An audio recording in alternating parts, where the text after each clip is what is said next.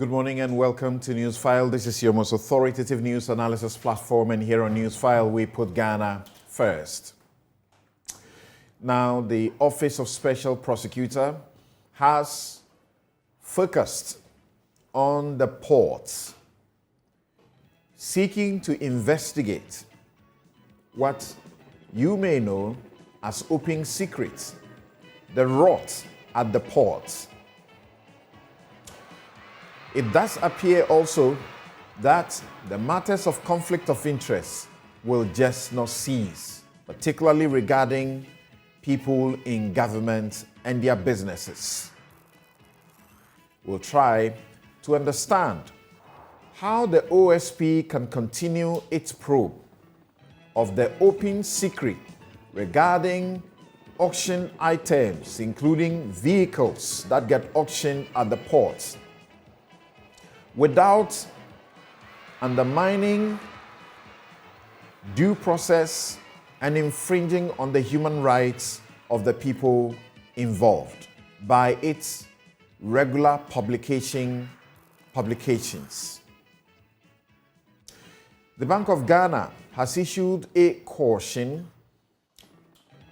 regarding some 19 entities, advising that nobody should deal with such entities. We'll tell you how IOCO has also kept a certain focus on ensuring that you do not get into a men's gold situation anymore. We're right back to deal with the vexed matters beginning from the Ashanti region, where a radio station and a television station this morning are not operating, not because a court or a legal authority by the state has shut it down. We'll be right back. You're welcome back. This is Newsfile. It is your most authoritative news analysis platform. This morning, sorry that I disappoint you that I do not have a take. My regret for that. Now, on Monday morning, listening to Professor H. Kwesi Prempeh explain and educate on conflict of interest, I decided to write about conflict of interest. Then soon, our production got me to understand that we'll be discussing that matter this morning. So I'm unable to speak on it by way of my take. Then, was it Thursday? I got to write about what happened in Kumasi. Then shortly, I got to learn again that we'll also discuss that. And there is a certain embargo on me personally, so I'm unable to do that for now. All right, so thank you very much. Now, let me get you to meet my guest as we begin the matters that we seek to canvass for you this morning. But before we do that, let's go straight to the Ashanti region and begin with listening to Akwesi Adai Odike, who is in trouble now and presently is in hiding, he tells JoyNews, because his life is in danger. His office was attacked and ransacked, and police are investigating that matter because of certain comments he made on a radio station there.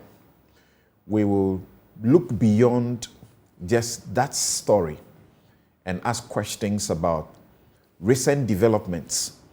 In Ada, there was a similar situation where the chiefs prohibited a radio station almost from participating in coverage of the festival there. Before that, in Wa, there was the public flogging of, a couple, so to speak. in front of a palace, a chief's palace. Why? Because they claimed that they were making sure that a particular tradition and culture was not, as it were, desecrated. So where are we going? Where will we see the next group of chiefs or traditional leaders begin to sort of give out sanctions in the face of national laws that are against the conduct?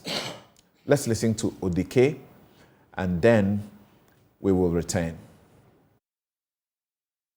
Environment na ye wono nana se ni nyina say ye nya baby ye be wu yentimi nsom. When the last tree dies, the last man dies. Sure. And now official in ho na omprema obi am egalam say oh ni territory. Papa everyone agency o no. Politician start to galam say official. Yeah. I know me so revolve at say entoma. Man so official in nkwa ka say me import mempene em ye galam say. E ya duma be si so wuye. Motema ni wuye amasa abo awura official and enke. E jade amoya asantment ye. Wunya kwanya na mo ne amanofo kasa. Na mo yi mo firim. Ba da mo hye mo bi. Kayan kodu ba bia ya dure. Awre wo asase ba kwanya kopon de ma e. Etina na mo penso de mo di yani. Mama ni pa ya mo bossa yen sase ni enfudi anya sai yare pa isana ane na sefo ade sa yen diska mo pe no mo pe dia ya de eti wi ase pa eti benvoa ya de awra hye mu ntide mu e ni woni gratitude ke as I said no me hye ase man sori a me se me stage demonstration tia mo se munyi mu bi aka de akosoro kan ko nyabot he yes asem na mo se man yen kan me kan mawu. I want to die for Ashanti. It's okay. Maybe I'm getting emotional. Listen to me. I bring NDC what power. Papa be no I go so my no lands commission wa kra. Me call no kodin din komo. Ana me busa say nana Argentina I Kumasi ye ni ba bi ti say nkan airport wa yes si ada fe no so dike yaya ho adwuma yaya ya ba be redevelopment plan wo Kumasi efri ayi kemi efa kogodi tubo ni nyina ya ba be ye no foforo ne dia ma companies mo ma see high rise buildings sebe ya Kumasi be se enkran na ku faru bai o ma adia ensasama ehemfo ama o ma tete ukọ de nyame a ensasoma papa ho anu mo tonton bogulo so anu mo sisi ada basa eti abanka so be project bi wa generation mebu na mutie ni emebe ba abani project be kuma so onya asase because embenvora pesca ko wo mu pesca afomafa and odo am so many ba ko $200,000 kuma say yes go and ask. I'm at my hideout anyway. You're at a hideout? Yes. Okay, you were asked to apologize. Are you willing to apologize? They have to rescind their sanction, and I can get the opportunity to go before them and render the apology. Oyerpa FM has been directed by the council to shut down. How do you respond to that? You must all condemn it, honestly, no matter the circumstance. They are flouting the democratic principles. No, say, the Wokrata, no, so Messama Presso Mecana. So, and this are no news to be a mechanism Fufrobia, Eden Kakra. So, no crane me catch almost say, Galam say, I can, and I dem have Mechemu, Yechemu, me a year, you are nature me as a mobile 30% Nimoma Galam say, Nina. So,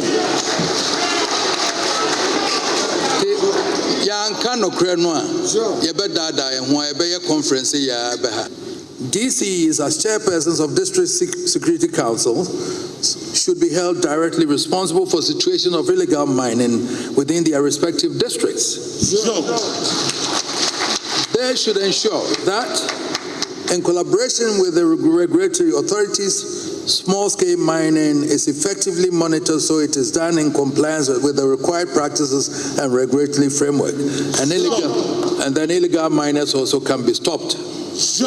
On my part, I have already warned my chiefs and elders against participation in such illegalities and will not hesitate to strongly sanction any such infraction. Already I've had reports about some things happening in Amansia and the Fomna area, and I'll be investigating that to see what's happening. The need to actively involve traditional authorities in this effort is absolutely imperative, for they continue to be the custodians of our communities across the country. We should go beyond paying lip service to traditional authorities as custodians of our communal land and seriously and actively engage them in this collective crusade. For example, the current system, whereby licenses for concessions are given out before consulting traditional authorities, is dysfunctional and must be revised. It is my considered view that it will be most prudent to consult traditional authorities before licenses for concessions are given out. Does it not make a mockery when the Constitution says the minerals under the president is in charge of the minerals on the earth, but when you're going to mine the mineral, you go through the land that belongs to the chief? So why doesn't he have a right to know who is doing that? Right. So you heard the Akwesi Ade Odike. You also heard the Asante Hene Otufo Seitisu II. My guest, Professor H. Kwesi Prempeh, Executive Director of the Ghana Center for Democratic Development, CDD Ghana. Isaac Adongo is MP, Bolga Central, and member, Finance, Trade, Industry and Tourism Committees of Parliament. He's right here in the studio. And George Sapong, Executive Secretary, the National Media Commission. I'll begin right away with George Sapong. Thank you so very much for making time to join us.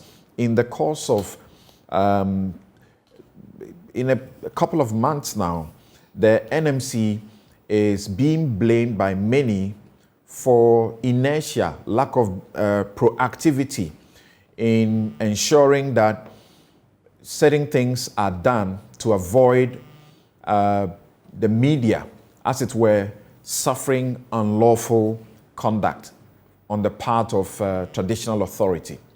What do you say to that charge against the NMC? Thank you very much for the opportunity.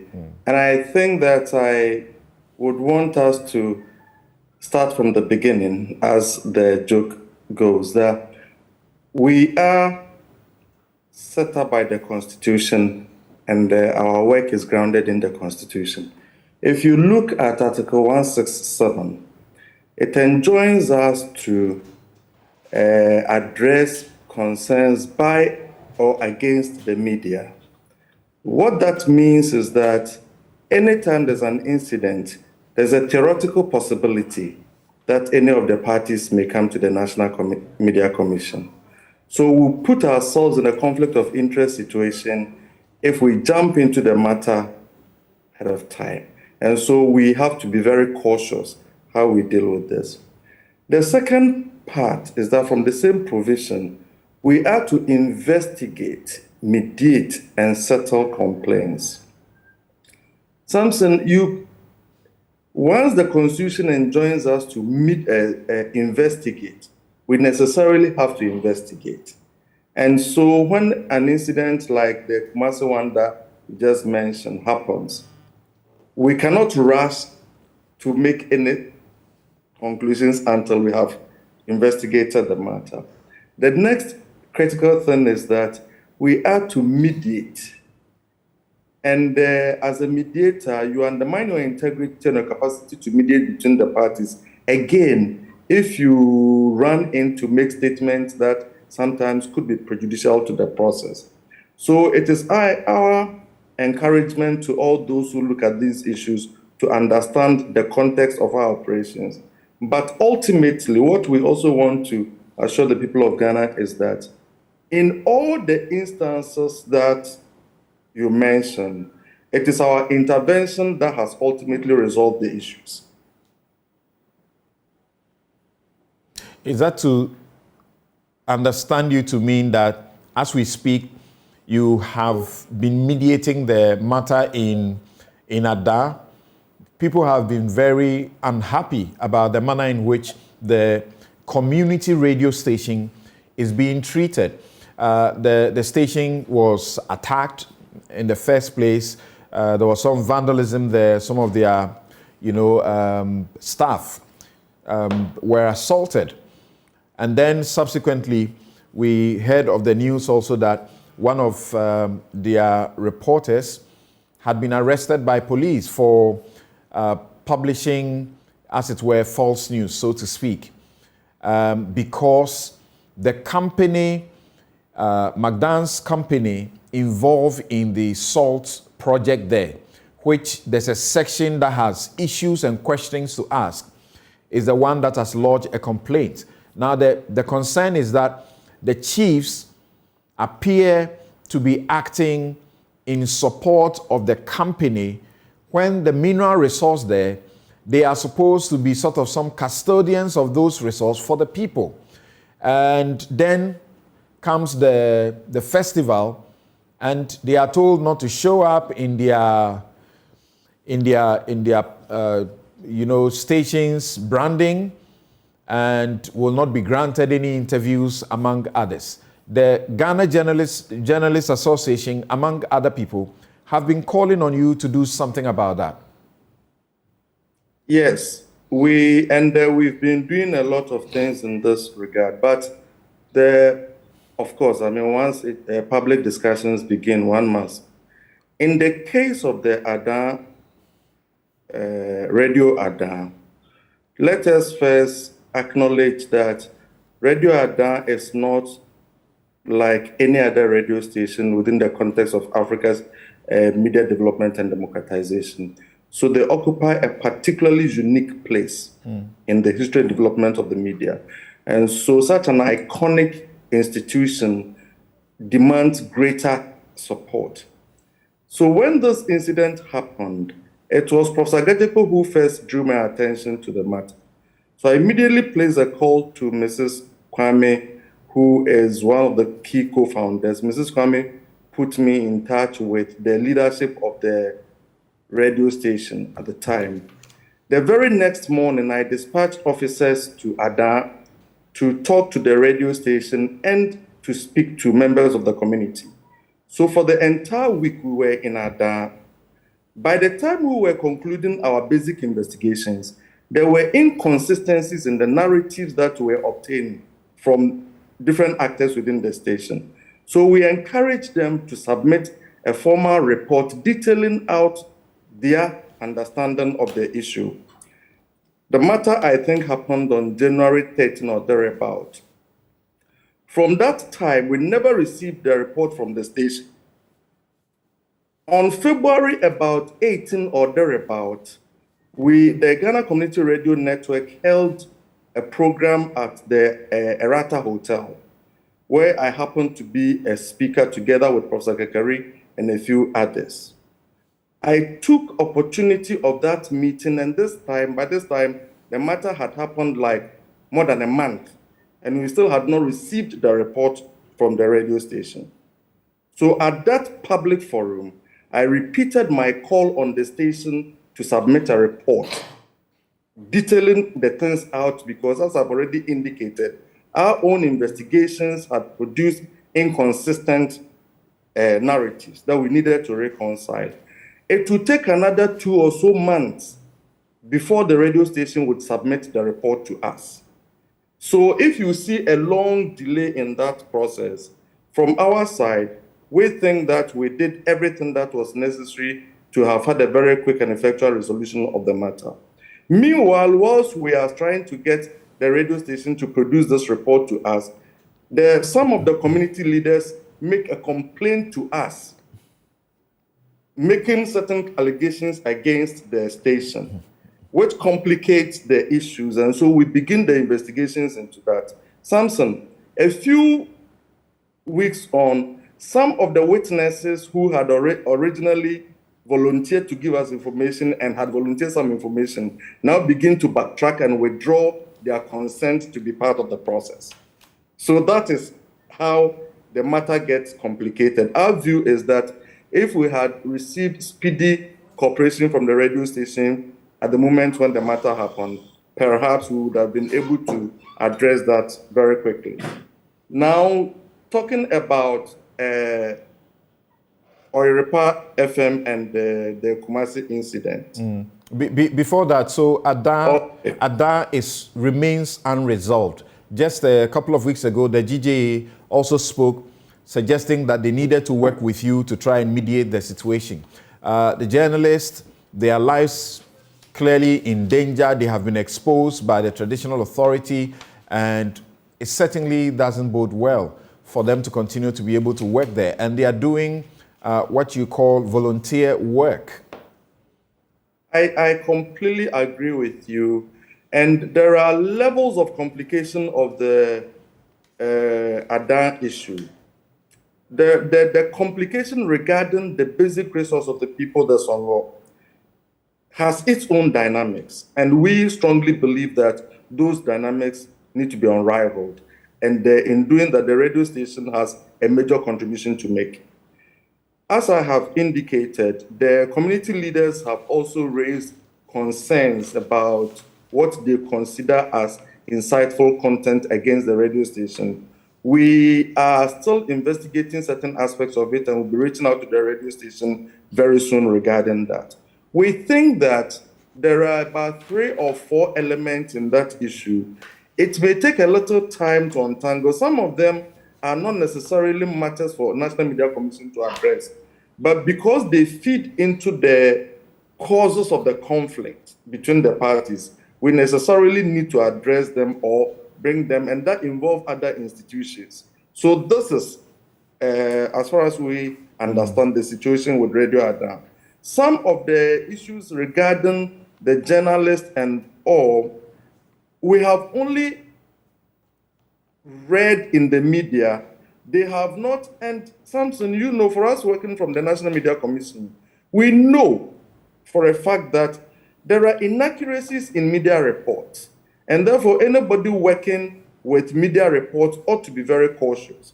So we require detailed, accurate information from our colleagues in these circumstances.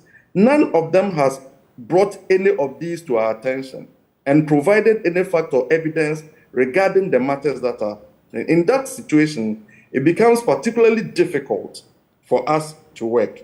So this is where we are regarding that matter. So once again, you are not giving up on the matter simply because they have not been cooperative or they have not acted, as it were, swiftly enough.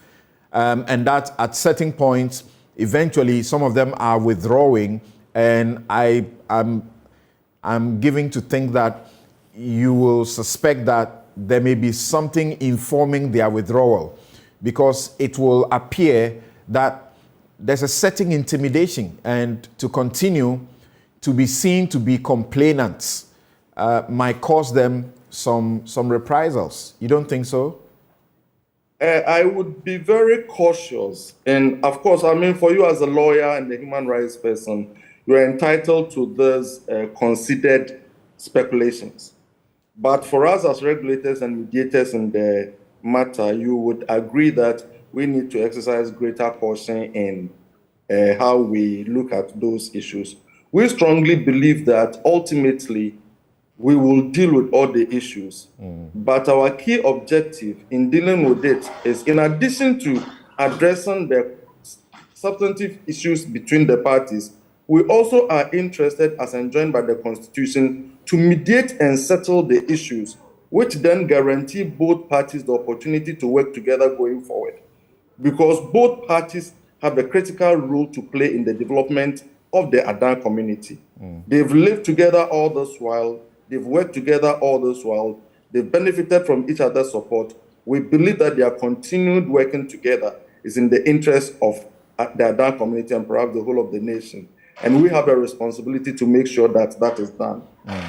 I needed to speak to you for quite a bit to appreciate certain things before I bring in my guests to also share their views on these matters. But it's not only in Ada. We have heard elsewhere, I think in the Nzima area and elsewhere, about how traditional authority has come into, direct conflict with, journalists and operators of media. Are you, in control of all of this? Are you involved in trying to do what you say is your work, to investigate and mediate? Yes. In all of these instances, we are directly involved. So, in Zima, for example, I was there together with my deputy and a couple of our officers. We've spent some time dealing with it. We are happy that our mediation has succeeded in not blowing the matter up, and that is why most people would not know. I would want to take advantage of this opportunity to thank Ambassador Cabral very much for that particular incident, because he comes from the community. He's a very well-respected community leader as well as a national personality. He led our efforts in that community in meeting the chiefs and people and the owners of the radio stations. I would want to thank Awolai Atibukuso, the paramount chief of Axim, for his cooperation in the matter. I would want to thank Mr. Afeku and the family, who were also the people on the other side. But there were also a number of key religious leaders in the community who were working actively on the matter. And I would want to take opportunity of this moment also to thank all of them. Post the resolution of that matter, a few other issues have come up that all of us are still involved in helping them to address. So it's been a long-running intervention in the Axim and Nzima FM matter. It is precisely because of the effective mediation and settlement that this matter has not become an issue of a national crisis. And in most cases, this is how we approach our issues. Unless it is particularly necessary that a certain public communication will assist in the mediation in the settlement, we offer the parties an opportunity to work together to bring peace to the community, rather than sometimes processes that may sensationalize and escalate the problem. About how many of such, similar situations have you been involved in trying to get a redress? At least in this year alone, we would have been handling about 10. 10 of them? And there are 2 outstanding, one emerging, and I think that it is only fair to even bring this up. As I speak to you, in Adidome, there is a major issue between the land radio and the leadership of the community. Again, let me congratulate the chiefs and also to a certain extent show appreciation to the radio station that whilst the tensions exist, both parties are conducting themselves in a manner that has not exploded the issue. But any mishandling of the issues at this stage could explode it. So until this discussion that requires that we share some information with people, again, it is not something that we would have ordinarily put into the public domain. I want to single out Honorable Gideon Kwaku, former Deputy Minister for Communications, for his support in keeping the community peace at this level, and to assure all of them that we are not relenting on this issue. We work with all of them to bring peace to the community. Right. Now to Oyerepa in Kumasi, and I think it is only fair that I don't put you in a conflict situation, because I should agree with you that because potentially you may be mediating the matter, we should not be expecting you to pass judgments. But the question now to ask is, where are you in this matter? Yes, so thank you very much, Samson. I can confirm to you that immediately the story broke, we've been in contact with Manshia Palace, the Kumasi Traditional Council. We are in touch with the radio station. We are, as far as we are concerned, we've made considerable progress in addressing this matter. At this stage, the one thing that I would want to share is that whilst everybody's discussion relates to a snap of a video that's available in the public domain, the matters at stake are much deeper than what is being discussed. And we would, without giving too much detail, want to indicate that the National Media Commission has had cause in the last 2 or so months to write to caution Oiripa, independent of the issues with Mansia. Our caution had nothing to do with the Mansia Palace issues. So there are real issues behind this there's a long history of engagement between Mansia Palace and Oiripa FM outside the video that everybody is talking about. And that should help to contextualize the particular incident. But I also want to put into the public domain through your medium that both parties' understanding of what transpired at Mansia Palace is markedly different from public understanding and public discussion of what the issue is about. But ultimately, we are happy that both sides are cooperating with us, and we hope that within the shortest possible time, we will have a resolution of the matter. I, in my preparation for this show, have come to understand that this may be the 3rd or 4th time that they are making appearance before the chiefs. But when you look at the issue, this particular issue, and as you say, you are involved and you are hopeful of a certain resolution, you should be able to tell the traditional authority that their demand is at least unconstitutional and that they should suspend that demand and allow them to operate whilst you go on and have a discussion. You are not able to do that? I will take up your original offer of protecting me from getting into a conflict of interest situation and prejudicing the mediation process that is going on. Judges gave injunctions, and that doesn't put them in a conflict of interest situation to deal with a substantive matter. And you are a senior lawyer, so I suppose you understand that. But they would have heard the application fully and the merits of the arguments, and then at the end of it, they would pronounce upon that. We are within the process of hearing the parties on the matter. I really believe that at the end of the process, even if you don't hear us, you will see the effect of our mediation. And we really want to encourage all of us. But even before I end, I want to indicate that public interest in this matter is positive in the sense that all of us care about the state of our democracy, the role of the media, the meaning of media independence, the dynamics between media free expression and culture. It's engendered some kind of debate that, as far as we are concerned, is helpful, even if to our own selves in understanding how we should approach these issues going forward. Okay.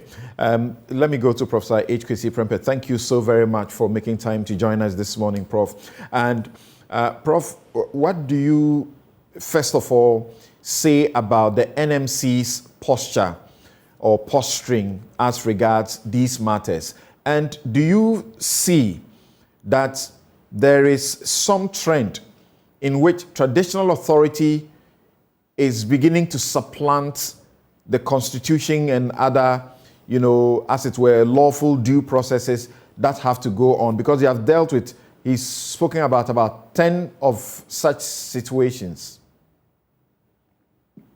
Thank you very much, Samson, and good morning. I am glad actually to hear my friend George talk about the various behind-the-scenes interventions that his commission has been making in these various conflict situations. He happened to have been in my office yesterday. He didn't share any of this stuff with me. I didn't even know he was going to show up here this morning. Okay. But so I'm very happy to hear that the commission has been involved in these matters. Because the commission doesn't appear to be in the public eye a lot, I think we make many assumptions about what they're doing. Sometimes we think they are actually missing in action. We don't hear about them at all. So it's quite, for me, it's quite heartening to know now that they are actually being quite actively involved. And from everything that George has said, it's clear that he has his hands, his pulse on these matters. So I think it's fine. I don't have a problem with their posture. As a commission, their role is as clearly as George spelled out to mediate, to investigate, and I think that they are doing their best under the circumstances. So I will grant what he said, and I don't have much of a problem with it. Right. The other question you posed, though, I think we need to put it, I think, in a much, much larger context, as well as really a very historical context. What we're dealing with here, and it transcends clashes between local traditional authority and local media. We've seen it flare up in other situations. Chiefs or traditional authorities have issued banishment orders against certain persons because they don't like who they are in their community. We've had instances of chiefs flogging, giving orders or supervising the flogging of persons in the presence of the palace, a public flogging, and all those kinds of incidents. There's clearly a trend, I think, where we have traditional authority reasserting themselves in the public space in a way that makes a number of us somewhat nervous. But I think it's important to put this in a proper historical context. That we continue to wrestle with this question of how to contain traditional authority within our modern Republican, democratic, constitutional framework. And I think, of course, the issue has a lot of history behind it. Before the modern state, the modern Republican Ghanaian state became what it is, our traditional authorities were within their traditional jurisdictions effectively absolute monarchs. We're talking before colonialism. They had all the attributes of a sovereign. They had legislative powers, they had executive powers, they had judicial powers, and the relationships between them and their communities were more of relationship between a sovereign and their subjects. Right? Colonialism put a dent in that, a stop in that in some respects. And then when we were nearing the end of the colonial period, if you will recall, part of the discussion and part of the conflict within the nationalist class was exactly what to do about traditional authority in the newly emerging, to become soon to be independent Ghanaian state. One body of opinion felt that they should have a very large role. They themselves felt they were the natural rulers, and that if the colonialists were leaving, then essentially sovereign power should revert to them. That it belonged to them before they came, and it should revert to them. Of course, much water had passed under the bridge. We had moved from just multiple traditional chiefdoms and monarchies to a state, one state that was now multi-ethnic, multicultural. So the idea of just reverting power back to the previous sovereigns would have been difficult to effect. And then there was another body of opinion that felt, no, I mean, we are going Republican. We are going to be a Republican state. Monarchy will have very little role in this state. And at some point, a political settlement was reached. I think that political settlement has gone through some modification in the post-colonial period. But essentially, the political settlement was that Ghana was going to be a republic. The sovereign authority of the state was going to be unified in this republic. There was going to be only one sovereign. chieftaincy was going to be preserved, but what were once absolute monarchs would become essentially constitutional monarchs within their limited traditional domains. This political settlement meant that traditional authorities, while preserved, lost some of the essential key attributes of sovereignty. They lost legislative power, the power to enact law to govern an entire community of people. That was transferred to a national legislature and such other subsidiary bodies that, as the legislature, would delegate power to make subsidiary legislation. Executive authority was also vested in a national executive. The traditional authorities were no longer holders of executive authority and did not share that with the republic. Judicial authority, however, they were not, however, entirely deprived of judicial authority. So when it came to judicial authority, they were left with some judicial authority in matters of customary law so that they could apply customary law to settle certain disputes, certain matters within their domain, to the extent that the parties to it chose to be subject to that. So matters within mostly private social relations regarding chieftaincy itself, regarding succession, regarding family relations, marriage, land, such matters, divorce, inheritance, these things were left subject, of course, to a right to appeal into the regular court system. The state, we also recognized chieftaincy itself and we created national houses of chiefs, regional houses of chiefs, and the like. And they were also giving state some functions, judicial, updating law, and the like. Land was also something that has always been important. And in fact, in terms of the major success of traditional authority during the colonial period, I think is the success in preserving their right to be custodians of the land. Right? So they may have lost the right of ownership to the minerals in the land and the like, after the colonial period and to the modern state. But in terms of ownership of the land, they continue to retain their allodial title to land in some parts of the country, at least with respect to stew lands. So this has been the settlement, right? And in terms of custom as well, some customs and traditions are like religion, were also recognized. Traditional communities that had their customs and traditions could continue to practice them freely if the people wanted to practice them. If individuals wanted to practice them just like religion, they could practice them, but again, subject to the Constitution, subject to certain limitations and the like. So we moved from subjects of multiple, of particular absolute monarchs to become citizens of a republican state. But we were also free to practice our custom. We were also free to show allegiance to our traditional authority. So I think that is the setup. There may have been some who, I think, of course, once you've had power preceding the arrival of the modern states, certainly you have memories of your old glory and when you controlled the entire land, when you had all of those powers.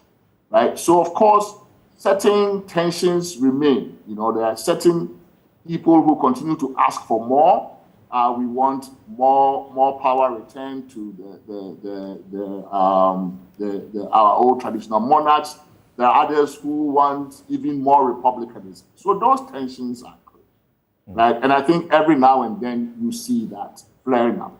But I think what we begin to see more and more lately is really certain assertions of power that clearly go beyond the political and constitutional settlements that has been reached between the republican states that we have and our traditional monarchies.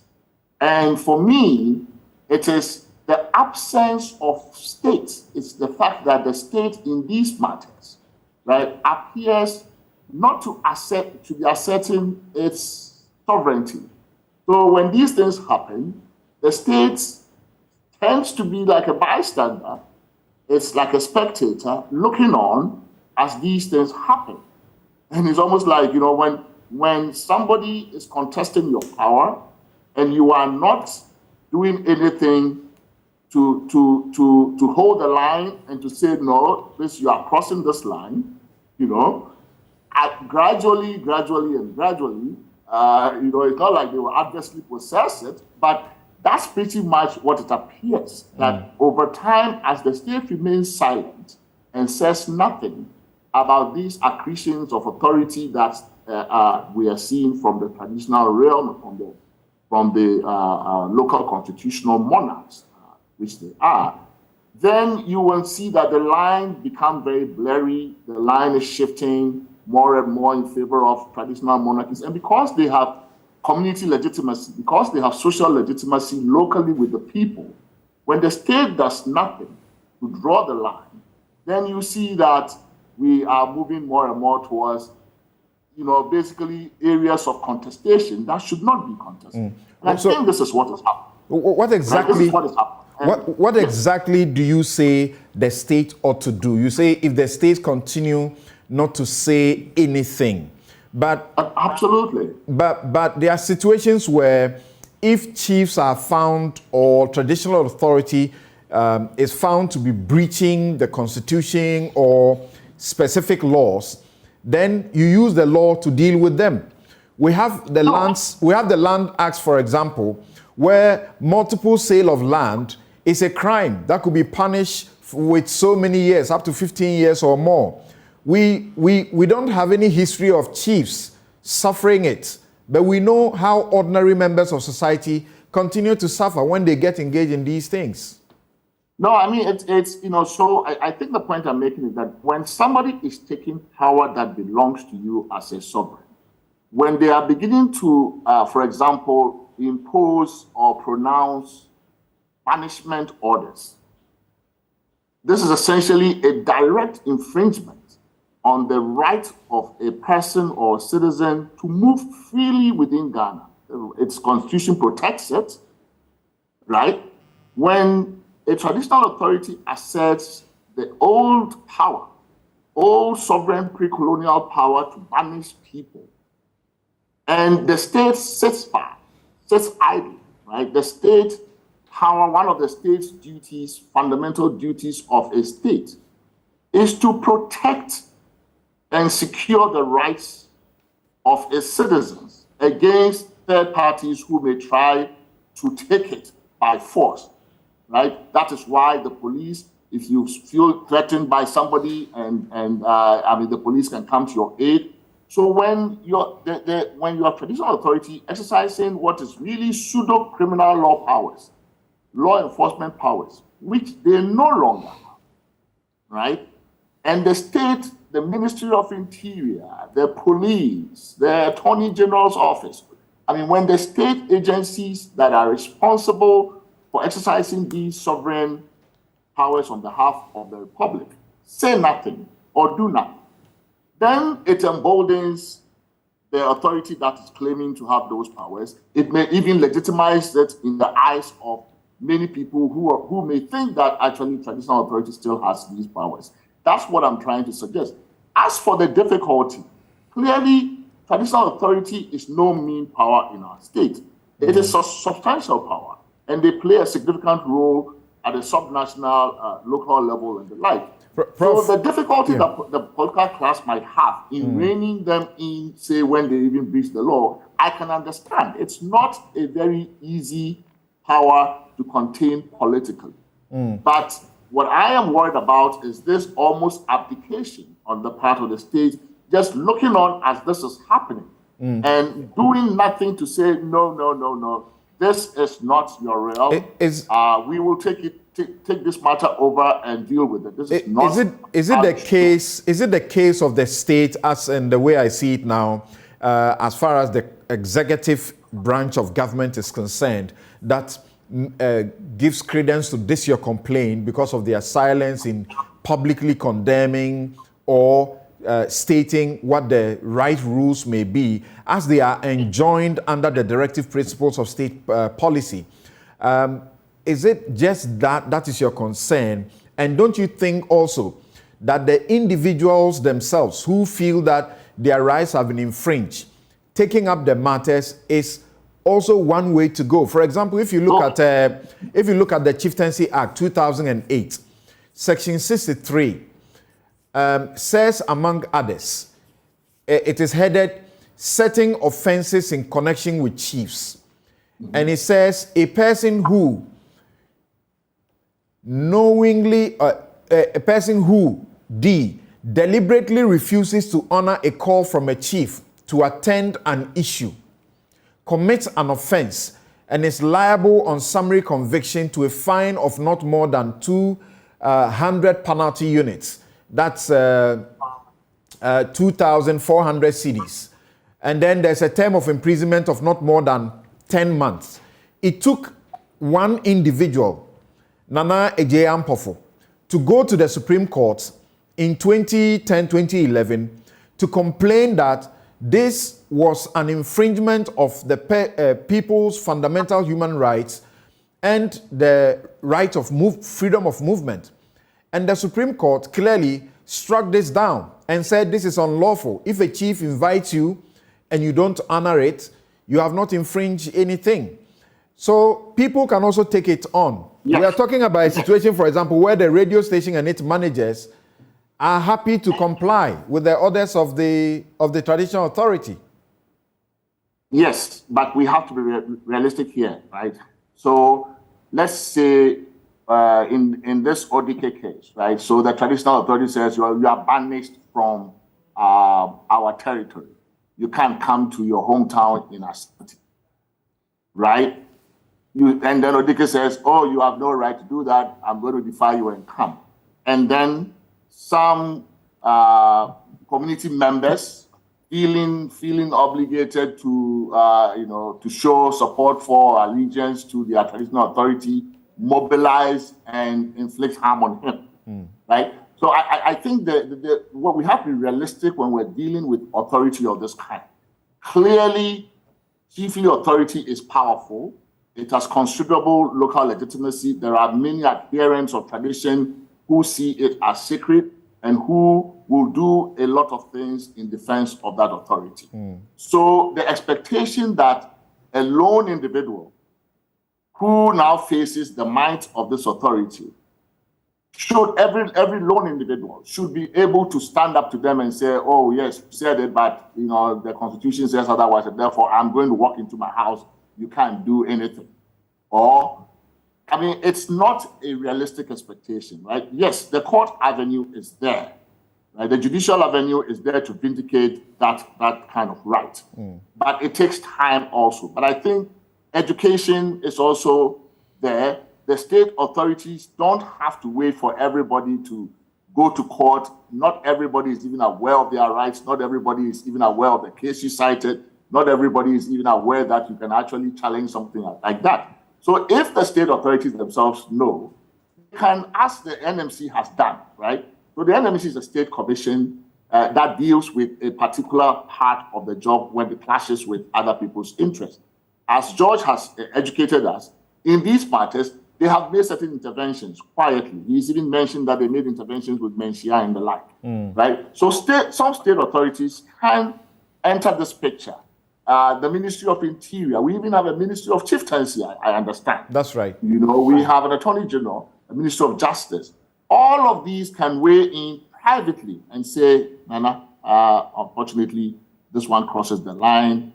Can you call your people to order? This is not something that they have the power to do. There are ways in which you can do it without naming and shaming them publicly or making them lose face. But there are these kinds of interventions that the individual doesn't really have access to, and we shouldn't burden that individual with always go to court, right? When in fact there are very low-cost ways of resolving these things peacefully if the state were to intervene at the right time. So I think that the balance the Constitution has struck is fine. It may not be comfortable for some people. Some people may want a rebalancing of the division of labor between authority between the Republican unitary state we have and the traditional monarchies. That's fine. If you have that, you can make a proposal for constitutional reform. We can all discuss it. As a country, should we give more roles to chiefs? Should we give less? And in fact, somebody can make a case that, look, the states doesn't even have the capacity to reach the entire country. So maybe some small additional functions can be given if they are properly regulated. All of these things are there. If you believe this is what we should do, make a case for it, and let's debate it, and let's have the constitutional reform. But to actually arrogate to yourself, the power to basically overstep the constitutional limits because you have a considerable local support, I think really borders on abuse of power, and I think we should not encourage it, right? So for me, this is really a bigger challenge that we must wrestle with. Not to forget also that the problems with the media are huge. Right. The media, if you listen to the media, you listen on radio, and including especially the local language radio stations, this is almost like the Wild West. It's like the free-for-all, anything goes. Some of the things you hear on it just shock you sometimes, right? And so I believe that, there is definitely, a conversation to be had about what exactly it is that we are allowing some of these radio stations to get away with. And some people who think that kind of free market needs to be regulated and that nobody is doing it effectively enough, then we'll jump to the support of traditional authority and say, at least they are doing something, at least they are drawing the line. Right. So I think that there are multiple dimensions to this issue, but I think we really need very dispassionate. Perhaps my very final question to you before I bring in my guest in the studio, the Honorable Isaac Adongo, to also say something briefly, comment briefly on this before we go to the matters of conflict of interest, the OSP's focus on the ports, among others. There are those who say that the expectation of the public, and I've read many people suggesting that it is the state as represented by the executive president, the president that people like your good self, Raymond Atuguba, and other scholars call an imperial president. It is the expectation you have of them, even though also imposed on them by the Constitution to do, you will not get it because the way they treat, chiefs out of fear, more particularly for electoral reasons, you are not going to get them to tell them you are doing something wrong, unless perhaps that chief doesn't command so much, and so they can afford to take that risk. We are told about, for example, the Right to Information Bill 2016 that was supposed to be passed. In that bill, there was a provision to make the law applicable to chiefs so that, quote unquote, the subjects, the communities can file right to information requests. So chiefs can account for how they manage their lands, royalties, among others, because we know how they sell lands indiscriminately and how clearly it's open secret that they dissipate so much, and particularly where there are royalties to be earned, they don't seem to be accountable to anybody. This particular provision, we understood, was one of the reasons the law was never passed. And then eventually when the law was passed, that provision had been removed because the chiefs had threatened that if this was passed and they were subjected to right to information requests, then the politicians will suffer. So that's the situation. You don't think so, that the political leaders are able to stand up to the chiefs? I understand we had a little problem with Professor H. Kwesi Prempeh's line. When he comes, he will address that, and then we can move on. But Honorable Isaac Adongo, what do you say And there's a reason I played, Odike's voice on the things that he was advocating for, however emotionally charged, and passionate he was about it. He was talking about, degradation of the environment. We are losing the quality of water.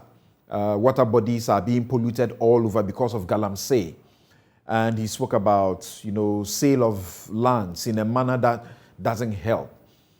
And suggested that if they don't do the right thing, then he will mobilize the youth to demonstrate, which is also a constitutional right, to hold a demonstration against leaders. If you take his comments and that of the Asantehene himself, his comment, where he clearly pointed out that he knows that some of his chiefs are involved in the galamsey, what did he say wrong? Yeah, good morning to you and to your panelists and to your viewers, particularly my people in Bogota and the Central. I think if you listen to Prof. and you listen to the national media man, George, Commission, yeah. The issues have been thoroughly discussed. In terms of what Odike said and what Asantehene said, they basically said the same things, but with different tone and on different platforms. And so on the basis of the constitutionality and on the basis of protecting liberties, that conversation has been made very clear already, that we have had a transition which is becoming very difficult to strike a balance. But you also have to understand that as leaders in our communities, there is a certain level of expectation on us. Samson, we believe that the traditional authority represents the moral conscience of our society. And that when things get bad, these are the people everybody asks questions as to why they are not able to exercise that moral authority that allows us to conform to what is accepted. And so you expect us to, at every point in time, no matter our grievances, not to damage that institution. And that not to bring that institution into public disrespect. And so that is even more important when you are a leader, because as a leader, the society shouldn't see two leaders in conflict with each other. In that respect, I think that Odike is not an ordinary man. This is the person seeking to become the president of our republic. And I expect that there is a certain level of responsibility that he could exercise because he has access to these chiefs. Unless he demonstrates that all my efforts at getting the chiefs to understand these concerns have failed. But to the extent that you, one leader, saying that you mobilize the society against another leader who is more powerful and has more control and authority over the people, creates a certain sense of chaos. So to the extent that the chiefs don't have the right to say they have banished Odike, to say that the radio station should not work, our commentary should not push us to be so emotional as to destroy one of the most important pillars of our society, which is the chieftaincy. And I like the view that the sovereignty of the state is from the people, but it rests with the system that we have created through our constitution. And that system must work. So we expect those who exercise their sovereignty to be very quick at being those that ensure that we walk the path towards the realization of the full benefits and intents of the Constitution, whilst at the same time preserving this key institution that we have put together within our communities in order to preserve the moral, cultural, and traditional concerns of our people. Do you agree that these, things that the government, through particularly the presidency, the attorney general, as he mentions, should be done privately,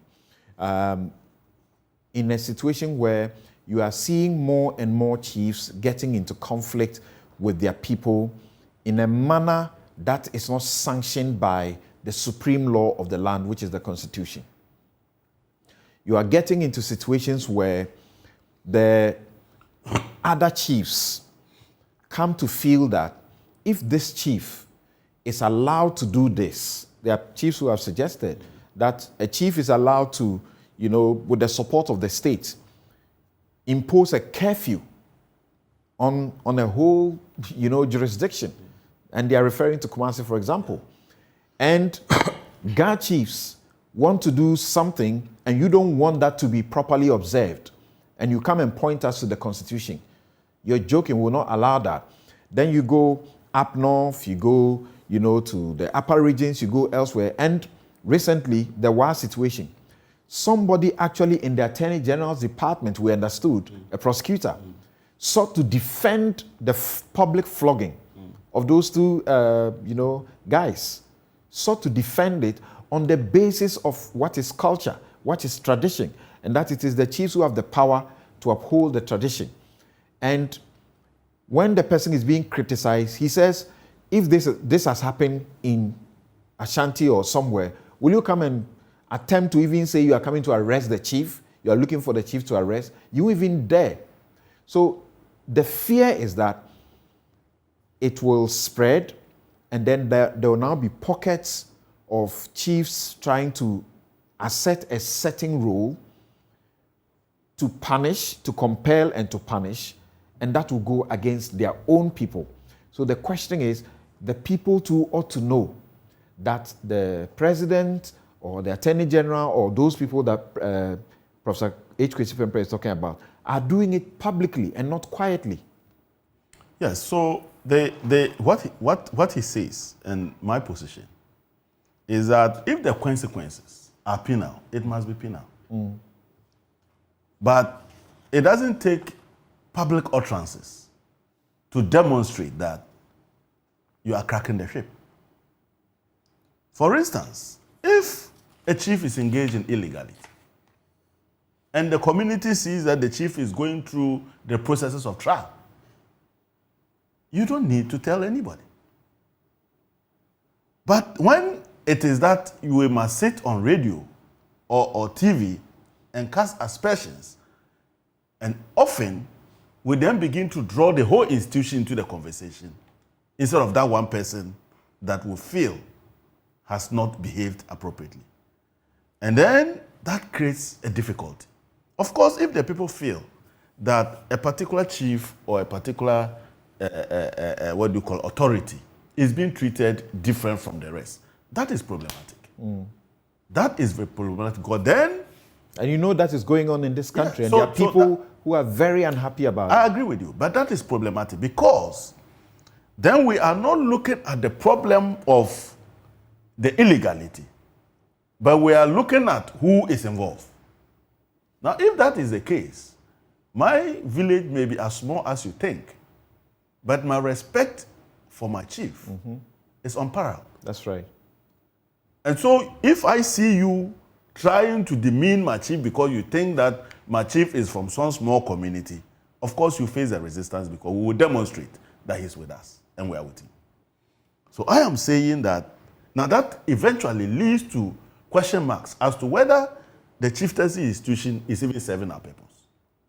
And I say yes, but it must be done in a way that we take away illegality from the institution. We have, in our political class, people get away with murder because of politics. Okay? People get away with all manner of things because they believe they can place a call to somebody and the legal officer or the law officer cannot work. That is the level of decadence. And so this is raising very critical questions. And he said, it is not a matter of saying, I disagree. If you decide that tomorrow you'll be on air, there are other people who think the same way as you think the chief who is wrong. Okay. And will take the law into their own hands. We will address it later, but there may be fatalities. All right. And so on that basis, the state has to, if the person would still go ahead then the state must protect that person's liberties and make sure that provision is made in order to enforce that. Now the difficulty is, in the political system, are you now protecting a radio station or you are with chiefs? And that is where the problem comes from. Then we allow this to fester. But I am happy that the NMC is doing a lot of work behind the scenes. And it's not in the public eye and not taking part in these all conversations, but attempting to provide a resolution. And I believe that the Attorney General's Department and the Minister of Chieftaincy ought to have a deliberate program of engaging our chiefs and educating our chiefs and sensitizing them. Because every now and then, new chiefs come on board. And our chieftaincy institution doesn't have clear guidelines on who becomes a chief, other than a succession built on whether by birth or by ethnicity or by clan.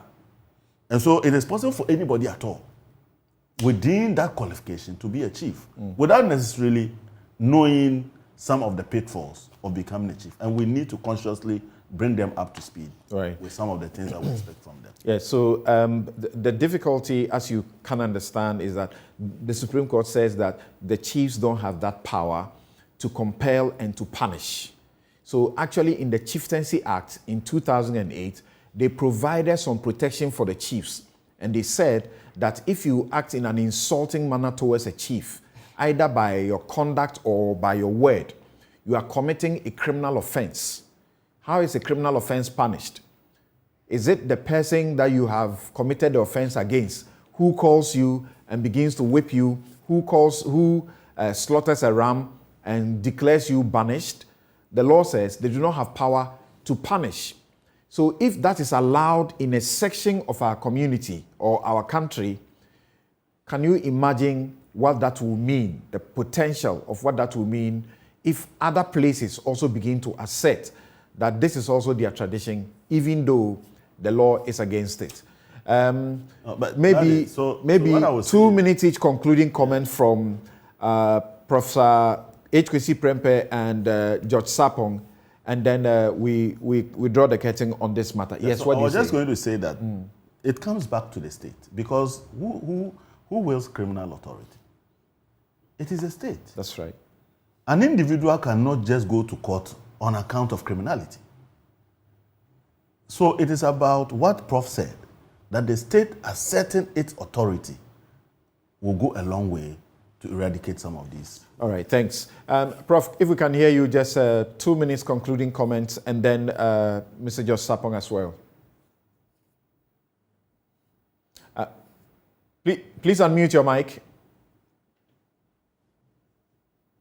Yeah, I think I share the number of the views also expressed by the Honourable Member of Parliament, and even to your own question about whether or not we should do this publicly and privately. Obviously, if a traditional authority or a chief falls afoul of the law in a way, say the criminal law, for example, in a way that calls for prosecution, you can't do that privately, right? I mean, so definitely.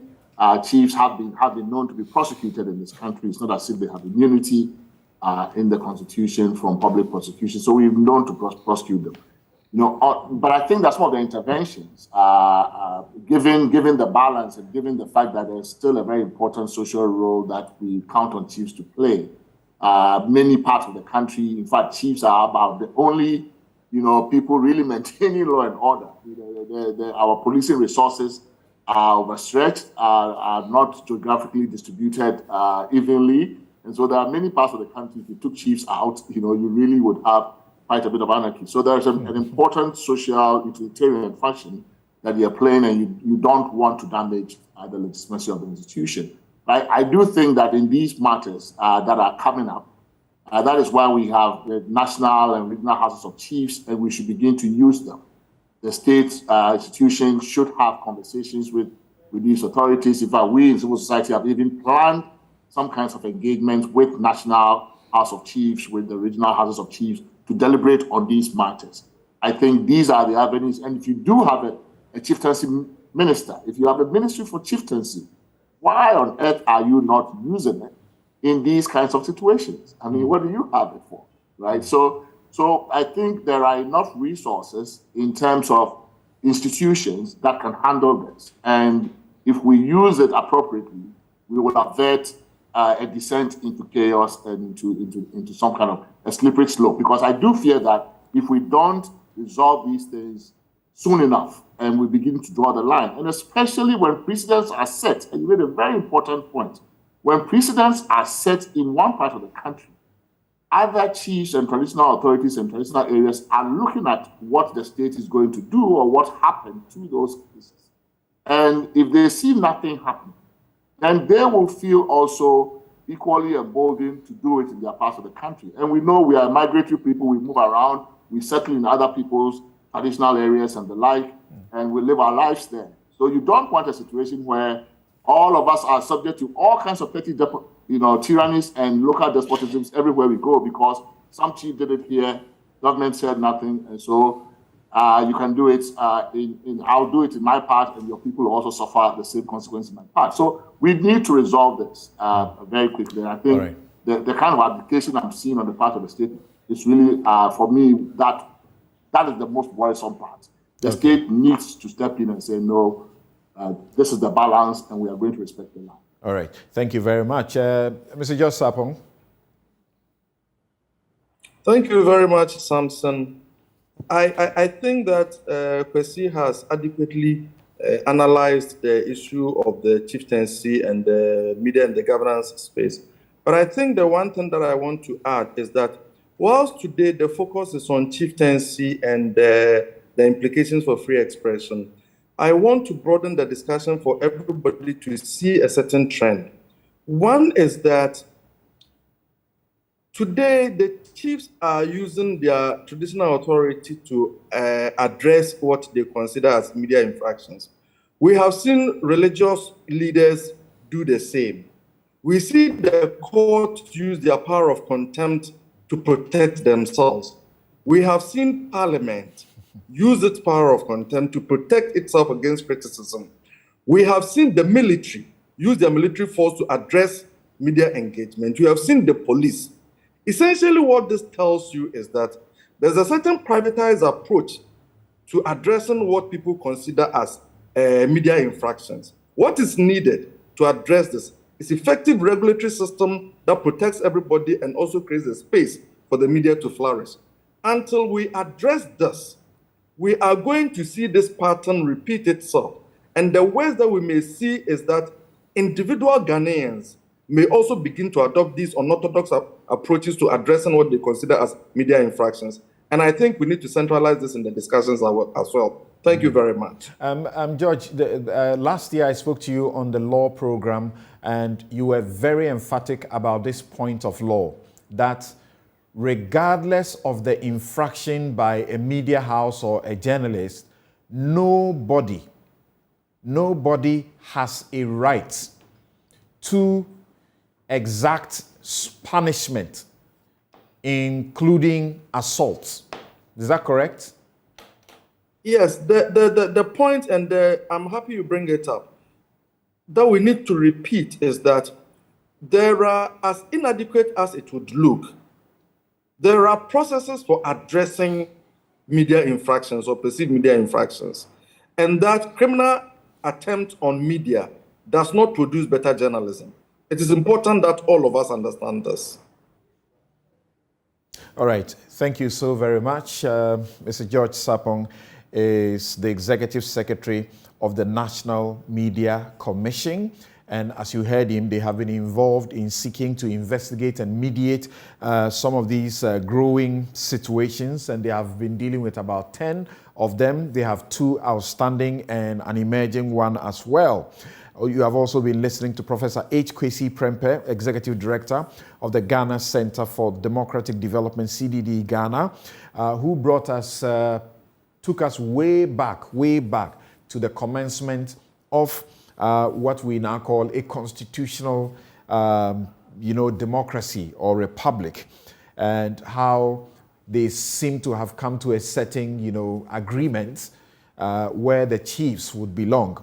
And that whatever has to be done, it is subject to the Constitution. And then you've been listening also to Isaac Adongo, who is MP, Bolgatanga Central, and member Finance, Trade, Industry, and Tourism Committees of Parliament. He believes that we need the chieftaincy institution.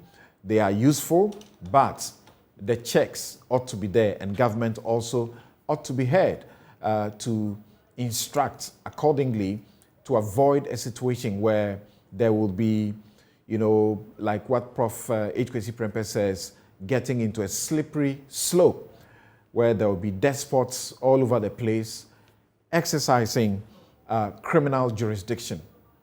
We'll take a quick break and return to why the OSP has its eyes on the ports and whether or not in the process it will not be breaching some people's rights. It does appear the issue of conflict of interest is not completely exhausted. As we understand, Shraj, this moment, is also investigating a member of parliament who is being appointed to the gender ministry for conflict of interest. We'll be right back. The ongoing dispute between the Office of the Special Prosecutor and the LaBianca Company raises a number of deeply troubling questions about the state of governance in Ghana today. Firstly, it raises the question as to whether the president should be appointing an individual to serve on the board of a public agency with whom that individual has private business dealings. And if so, doesn't that set this individual up for conflict of interest? Question number 2, is it appropriate for the president to appoint a Council of State member to a state agency board? And was there an objectively compelling public interest related reason for the president to make such an appointment? And thirdly, was the appointment run by the Council of State? And if the answer is yes, doesn't the Council of State's approval of the appointment of one of its members to a state agency board position smack of institutional self-dealing?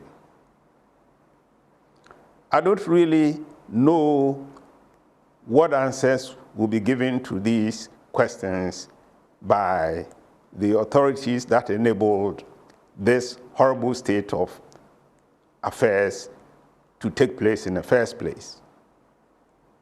But it leads me to two very basic conclusions. It speaks specifically to the entrenchment of incumbent leaders and political elite capture of the Ghanaian state. And it also speaks generally to the alarming decline in governance standards in our fourth republic.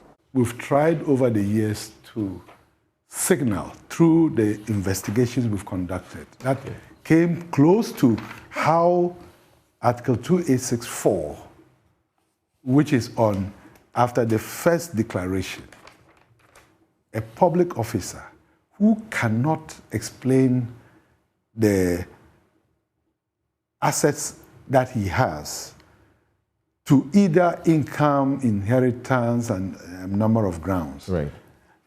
That those assets and what are deemed to have been acquired illegally and should be confiscated to the state. Mm-hmm. Now, there are two things, substantive and procedural. Substantive is this provision needs to be fleshed out. How do we flesh it out? Because in chapter 24, we have put before, it has gone before Parliament, it has come back to Cabinet, the Conduct of Public Officers Bill, trying to flesh out the whole of chapter 24 on assets declaration, on conflict of interest, and on oaths. Unfortunately, this bill is still stuck 10 years since then, before either the Parliament or Cabinet. This is a veritable tool to fight corruption in this country. We have made efforts to ensure that this is included in the Conduct of Public Officers Bill. It doesn't seem public officers are very enthused about that. Right, so you heard Professor Juma Bwedi of the CDD, and also you heard Joseph Whittal, who is Commissioner, Commission on Human Rights and Administrative Justice, SHRAJ, because there's become the need for more conversations on the questions of conflict of interest, which leads to corruption, and how, to stop grand corruption in public place. And as you may have just read yesterday, a Member of Parliament, Francisca Oteng Mensah, Member of Parliament for Kwabre East, is also being investigated by SHRAJ over allegations of conflict of interest. Her situation is that, she's presently heading for, consideration for Deputy Gender Minister, and is being accused of using her influence as the board chairperson of the National Youth Authority to help in approving the procurement of sanitizers from a company that she is director and is a shareholder in. Her lawyers have written to say that, yes, she's a director, she's a shareholder, but she's not responsible for the day-to-day management of the company and did not participate in any processes leading to the public institution giving the contract to the company that she is a shareholder and director of. Now, let me begin with you, Isaac.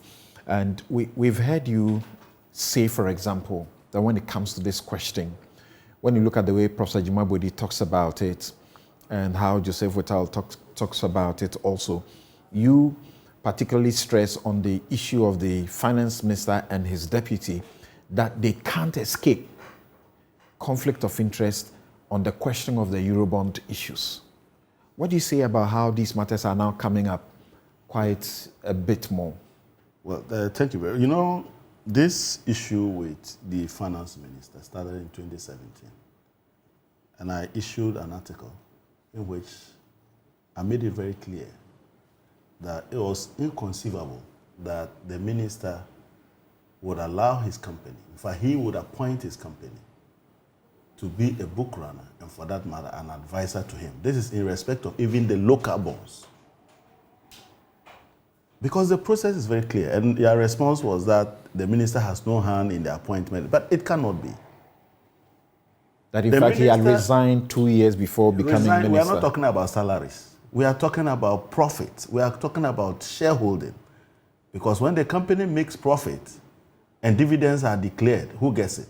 It's a shareholder. So the shareholding matter, it's a lot more difficult and more important than the employee. The employee can be sacked any day. But shareholders, until they decide to sell off the company, even if you decide to transfer your shares to trust, you are still the beneficial owner. And the new Companies Act requires that you file the beneficial ownership of the company as a compliance issue every year. So you can't run away from the fact that there is a direct benefit you get by virtue of your shareholding. Now, when you are going to appoint somebody who will go out and borrow close to 100 billion for a government, the calendar shows that you are borrowing an average of 20 billion a quarter every 3 months. And you are the finance minister. And you say that you are not involved in who goes to borrow 20 billion a quarter for you. Who else will do that? So even if you set up a team, you will have to define the terms of reference. What are you recruiting the person to come and do? What is the type of person you expect would have the capacity and the resource envelope to do this work? And 3, you have to even determine the fallback position for the state in the event that some monies are missing in the process. So there must be a very good, what do you call, a guarantee from that person. Then it turns out that the request for proposal that you sent out was responded to by your company. 2, you recruited your company. 3, you sent your company to go and borrow. And yet, in the process of borrowing, there are very critical interaction between you and the book runner, in which you are taking decisions as to how much cost the state must pay for the loans that have been borrowed. When you are building the book runner occasionally has to talk to the Minister for Finance or his representative on the characteristics of the order book and advise on steps that must be taken in order to realize the objective of that particular order. And that person who is doing all of this is you yourself in your company. Then when he is done, the next moment, you are the one paying that same person, which is you. So you recruit somebody. When you are going to work, you go with him. You get to work, you ask the person to go to Bank of Ghana and borrow for you. When he has finished borrowing, the next day you tell him, come, today I'm going to pay you. So let's go and I'll pay you. And you say this is not conflict of interest. At the time the Minister for Finance became a Minister for Finance in 2017, the total volumes that his company was doing per industry records was 100 million. And we're looking for somebody with experience to go and lead us to borrow 20 billion a quarter. Does this company look like the one we should be looking for? To go and borrow 20 billion a quarter for us. Somebody whose track record is 100 million is the one to lead us to go and borrow 20 billion a quarter. Average of about 80 billion in a year. Seriously, even in terms of qualification, you have a big issue. So you cannot escape the fact that you recruited your own company. You paid your own company. Look, in some instances, check from the securities depository at the Bank of Ghana or the stock exchange. You'll find that about 75% of monies that were borrowed by this government were done on a sole sourcing basis. We call it either you drop or you tap or private placement. Those arrangements, the broker, who is the broker? Let's grant that the broker is even the book runner. That's you.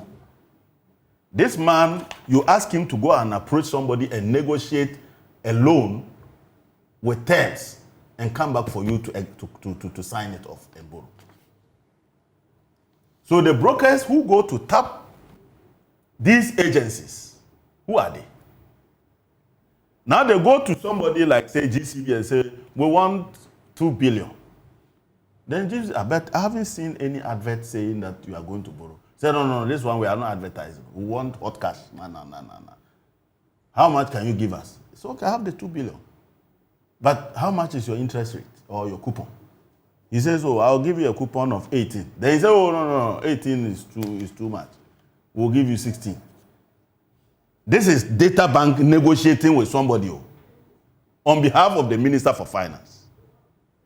So if they conclude that they will go and borrow that money at, say, 21%, and the person takes all the 2 billion at 21%, the next day he goes on the capital market to go and sell those things and get his money.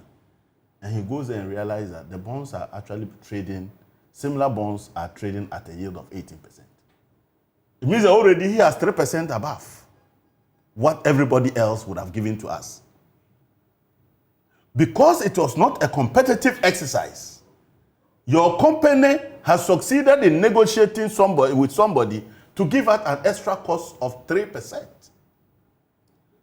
How that person can realize that 3% within one day is that in order for somebody to buy that bond and get a yield of 18%, it means that he must buy my bond not for 100 cedis, but more, so that when they pay him the coupon of 21%, and he strikes at a percentage of how much he has now bought it from me, you will see that he gets a return or a rate of 18%. So assuming that that additional price that he has to pay me, which is a premium, is 5 cedis. I bought a 1,000 cedi yesterday. Because I got a deal of 21% instead of 18% on the market, the next day I'm selling it for 105 Ghana. If I bought 1 million of that, within one day I make 5 million. If I bought 1 billion of that, within one day I make 5 billion. and you say this is not conflict of interest, what would it be? Who took the decision to negotiate for 21% in disregard to the market indicative rate represented by the yield on the market? Can you answer? So there is a very, very big question. Look, the response they gave to us, if you take your time and you look at the report, they will tell you that in 2020, they raised 97 billion, which was a record-breaking borrowing on the domestic market. That 97 billion, they borrowed with only book runners. There were no bond market specialists.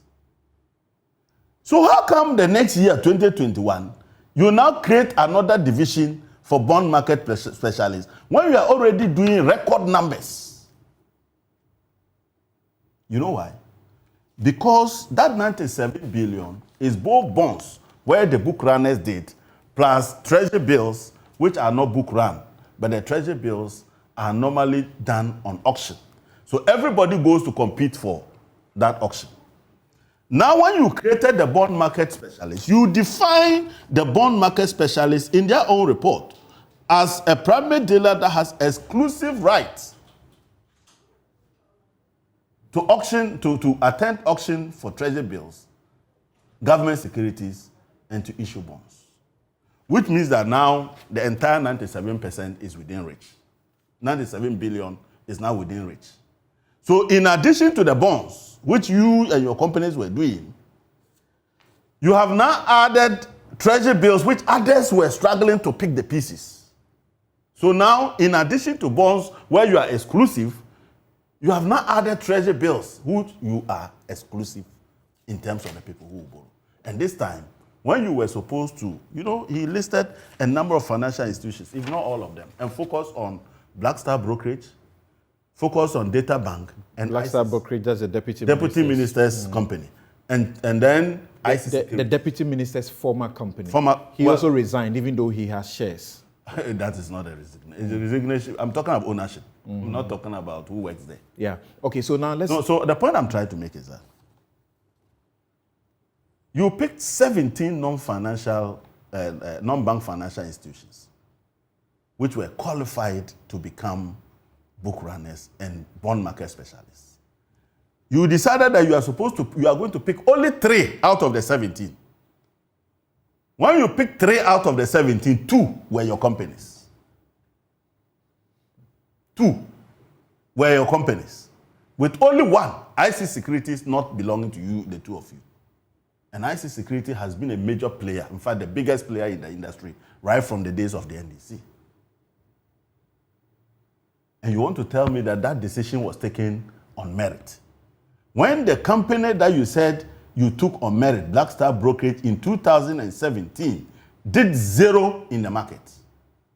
The data is quite clear from the secondary market of the fixed income industry that in 2017, that is why when they were responding, you see that they started quoting the numbers from 2019. You see, they started from 2019. Why were they not starting from 2017, 2018? Were they not in government? Were not there the people who didn't have book runners? In 2017, when they arrived in government and Charles Edubuahin was a deputy minister, his company was doing both buy and sell side of the market, 0.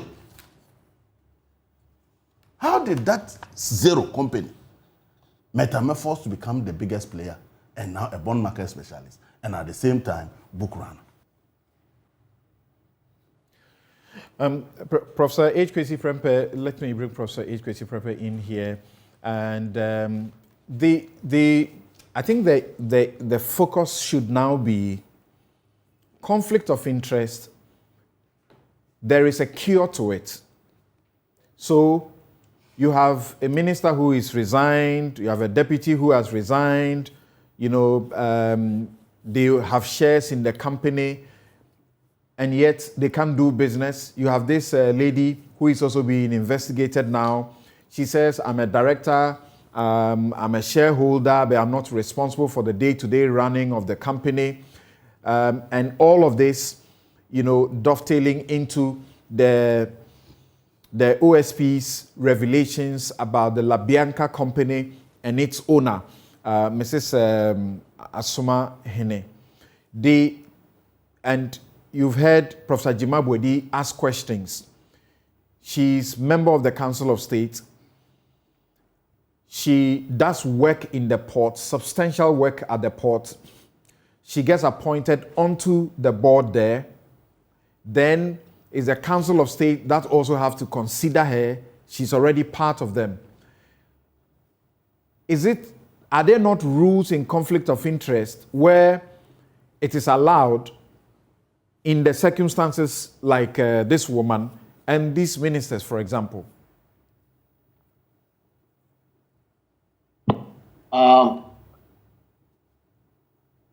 Thank you, Samson. And no, I think this matter of conflict of interest, it's really painful that we have waited for it to get to this point, right? The reason I say that is that conflict of interest is actually almost like an early warning signal. The concept of it, right?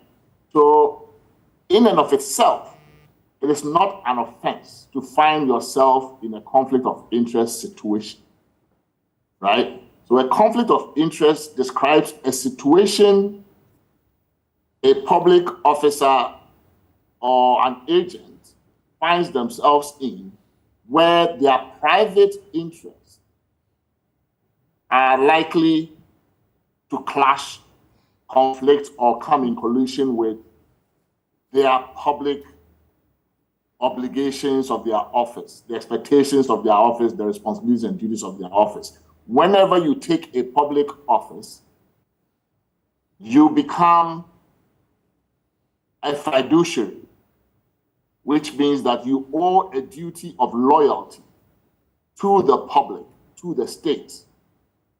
That duty of loyalty implies, at the minimum, that you place the interest of the office, of the state, of the public above your personal interest.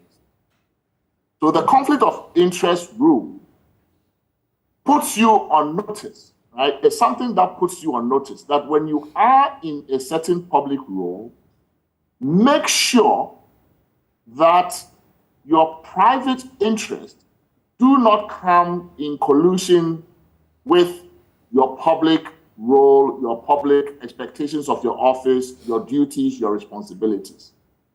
So it is giving you an opportunity to avoid going the next step, which is that if you do not cure or manage or remove yourself from a conflict of interest situation, then it would likely ripen into corruption, because then you are going to undertake the act. That then immediately means that you have now moved from just being in a conflict situation to actually using your public office for private gain, which is corruption.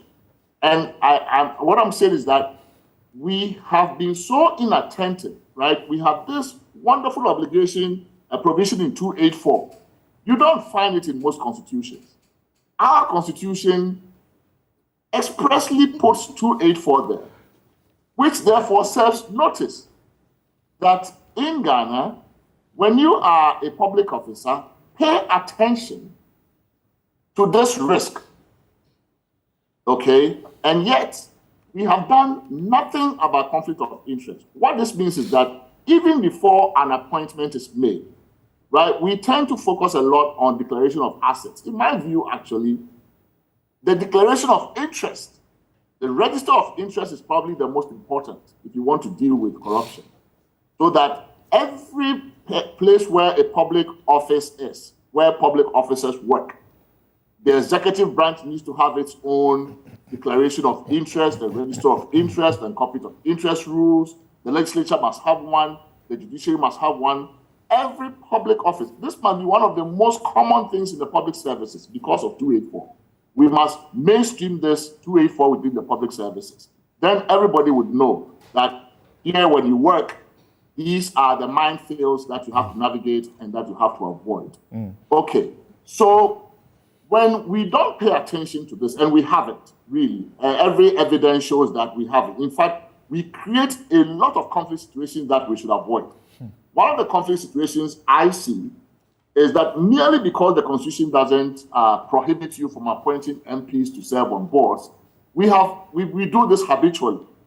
But it is actually one of the things that creates a lot of conflict. What do MPs do? MPs oversee the executive branch, among other things. They keep oversight to make sure that the monies allocated through the budget are spent as appropriated. They make sure that the public administration is functioning in ways that serve the public interest. And in this job, it often means that you are going to be overseeing the work of ministries and agencies, the MDAs, right? Ministries, departments, and agencies.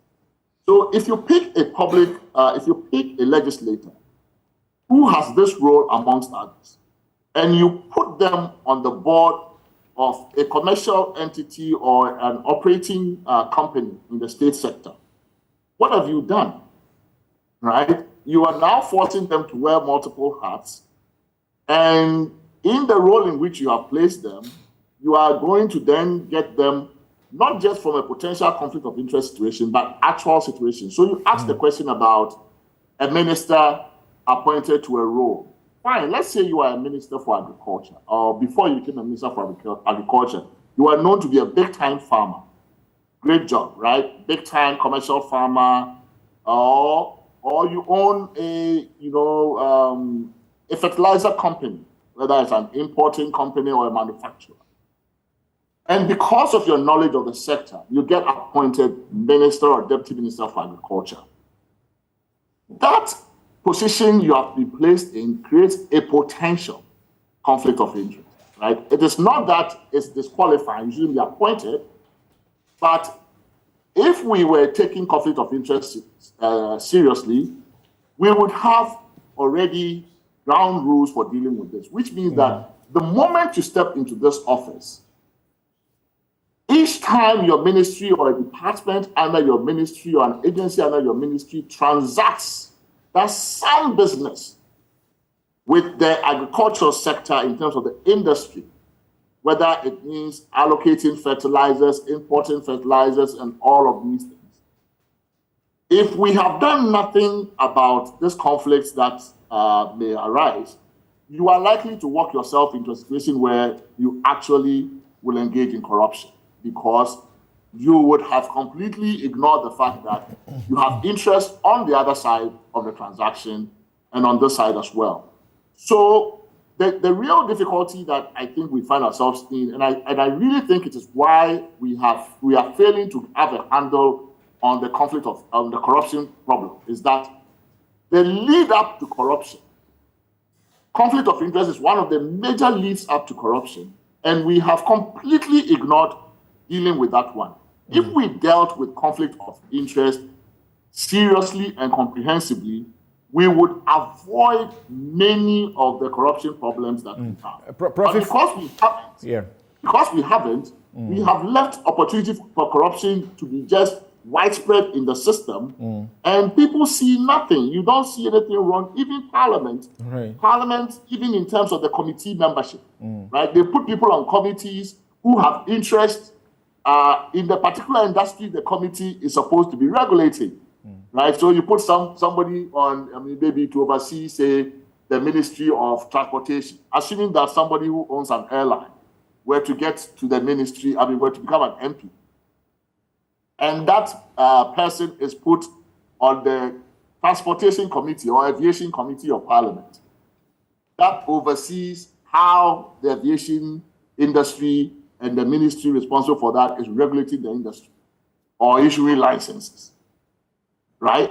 Why would you do such a thing? That's a clear conflict. And yet we do these things. So, Prof, my question here is, I've been reading quite a bit, particularly from the UK and elsewhere, where I see people, public officers, ministers, MPs, like Boris Johnson's brother Joe, and other people resigning on issues of conflict of interest that does not directly concern them, so to speak, but because of their family members or something of the sort. There are situations where they have resigned, and even their own institution says they could do without resigning because they are actually not in conflict, so to speak. But they say that because there is a certain feeling and the potential publicly of a certain perception, they will resign. My question is, you have referred to Article 284 of our Constitution, which says that a public officer shall not put himself in a position where his personal interest conflicts or is likely to conflict with the performance of the functions of his office. Does that mean that if you take the Minister of Finance, his deputy, if you take Asuma Hene, if you take, for example, this MP now, they simply should not be in the positions where they are? They should choose their businesses over these positions. Is that the case? Well, not necessarily so. So appointing former bankers or people who have experience in the banking industry, whether on the commercial side or investment banking side, as treasury secretaries and finance ministers or deputies is fairly common in that field of work, right? It is not unusual. So that in and of itself does not run up against 284 directly. It just creates the potential, the risk of a 284 violation, right? So, but you have to be aware of it, that if you are going to hire somebody who used to run an investment bank that does business with the state when the state goes to borrow, you're going to appoint that person now to be the Minister of Finance. And amongst that person's duties will be raising debt for the country, right, on the capital markets. Then you have set that person up for conflict of interest. And that person needs to then manage that conflict. That person, together with the appointing authority, the executive branch, need to figure out a way to manage that conflict. Sometimes you can't manage a conflict successfully. Other times, the problem becomes so structural, the conflict is so structural that there is no wiggle room. You just can't manage it well. In that situation, one thing has to go. You can't serve two masters. So one interest has to be sacrificed sometimes. So either you say, look, my private interest looms so large and matter to me so much that I cannot find a way to really manage this conflict properly. And therefore, sorry, I will not take up this job. Or I will completely relinquish my interest. And that means you can sell off your interest. You divest and you no longer have an interest, right? But sometimes even that will not cure it, because remember that conflict of interest, when we talk about personal interest, we are not just talking about the fact that you stand to gain personally, financially. Personal interest, the term interest includes familiar relationships, business associations. So sometimes conflicts even follow you, conflict of interest follow you after you have left office. In some jurisdictions, there are rules about conflicts that carry on when you are no longer in that public office, because it lingers on for some time. And so even when you quit a private organization, when you leave your former bank as an employee, or you divest your interest, the sense is that you still have bodies there. You still have cronies who are running it. And just like, so it's really based on this idea of human nature. That look, if you have relationships that are close, intimate, and personal like that, the likelihood that you will privilege those positions, those relationships over the public, are so high humanly that we do not want you to put yourself in that situation. So just resigning from the company is not enough. Sometimes even divesting might not be enough. So sometimes you just say, sorry, data bank, I'm going to take this job. It's going to really cost you because I can no longer give you business in this role that I'm in. That is what it might entail sometimes. All right. that you do. Okay, thank you. Let me bring in Dr. Kofi Mbia, former CEO, Ghana Shippers Authority, who is also a lawyer. He's a senior partner with Alliance Partners and a maritime law consultant, International Maritime Organization. Dr. Kofi Mbia, thank you very much for your time. The OSP is now, after bringing out this issue of conflict of interest, and, many say Professor Jimabwedi has raised this so plainly, and then Professor H.Kwesi Prempeh has given so much education to want to give anybody the signal, like the Bible says, avoid every appearance of evil. Don't get into it. Just avoid it. From where you sit, the OSP, after suffering all the backlash, some supporting it, is going into the ports even further, into an area where people say it's an open secret, that we know that there is massive corruption in that area. And the conflict of interest is even bigger in that area when you come to the presidency and the politically exposed. That is auctioned items. The OSP says it's going to probe from 2016. We are hearing, some partisan people say that he should go beyond that and not probe just from 2016. Let's hear what you have to say about this. Thank you very much, Samson, and good morning to your cherished listeners and viewers. Samson, I like the way you captioned your topic. You said open secret rot. Open secret rot. It means that it is generally known. I mean, especially for those of us in the port industry, this is known, and it transcends all the regimes, I must say. It transcends all the regimes. Why it will start from a particular time, I do not know, but I can tell you that it transcends all the regimes. And it's important to realize that, Kwesi Prempeh just mentioned that sometimes we have turned a blind eye to some of these things such that they have become more like second nature, if you like. In a country where we Christian some parts of corruption as protocol, you can expect that these things would happen. If you look at the customs law and you look at the Customs Act 2015, Act 891, the commissioner has powers to carry out auctions, and I must say that the law also adds allocations. So it is important that we realize that power is there with the Commissioner General, first and foremost. The issue is, how has it been handled over the period? The Customs Act says that if you import a vehicle and you bring it into the country and you are not able to clear after 60 days, that vehicle is confiscated to the state. And once it's confiscated to the state, now the Commissioner General shall dispose of that motor vehicle. And it says it shall dispose of that motor vehicle, something under Section 59, I believe, 2.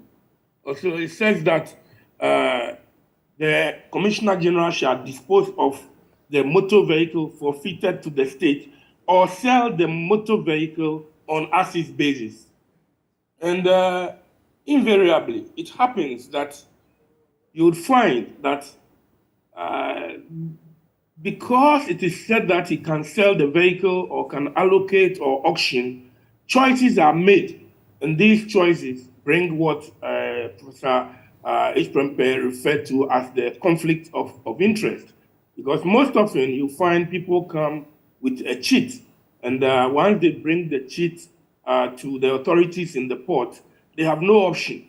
I must say that there are times when, if you count the number of vehicles that have been confiscated to the state and gone to the state warehouse, you can count over 1,000 vehicles. You know, I do recall something that we have done a paper on this at the time of Professor Mills, you know, in which we recommended that this whole thing should be stopped completely, and that there should be a PPP, a public-private partnership set up. They should have a mechanical yard. All the vehicles should be sent to this yard, and if there are repairs to be made, because some of the vehicles, in fact, are not drivable, and all of these will be towed and be sent to that yard. Repairs can be carried out. Government has a share, the private sector has a share. A portion of the vehicles will then be given to the police and then maybe to customs preventive. So all of these were suggestions that were made. But I must say that the politicians see it differently. They see it more as an avenue of providing, if you like, reward to party faithfuls. And consequently, that has not worked.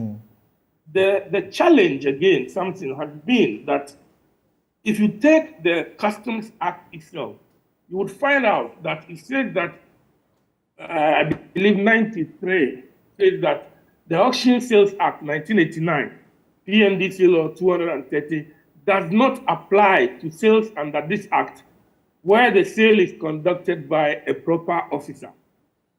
And the Commissioner General qualifies as a proper officer. And therefore, if under his directives, it says that the auction law does not apply, and then in another breath, an auctioneer is appointed by the Commissioner General, do you expect him to apply these laws? I hope you get the point I'm making. You can't expect him then to apply the laws, because it says that the Auction Sales Act does not apply to sales under this act. And consequently, all the rules which we have set down for auction therefore become inapplicable. And to the extent that they are inapplicable, even where an auction is done with selectivity. Sometimes you realize that a number of vehicles are there. Customs know which vehicles are good, which ones are, if you like, rotten. And then an auction is carried out, and it's only the good ones which move. And then all the ones which are bad, they still remain.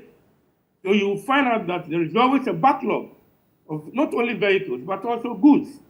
You know, I do recall that in our proposal, for example, we mentioned the question of refrigerated containers, you know, because sometimes the plugging points are completely filled.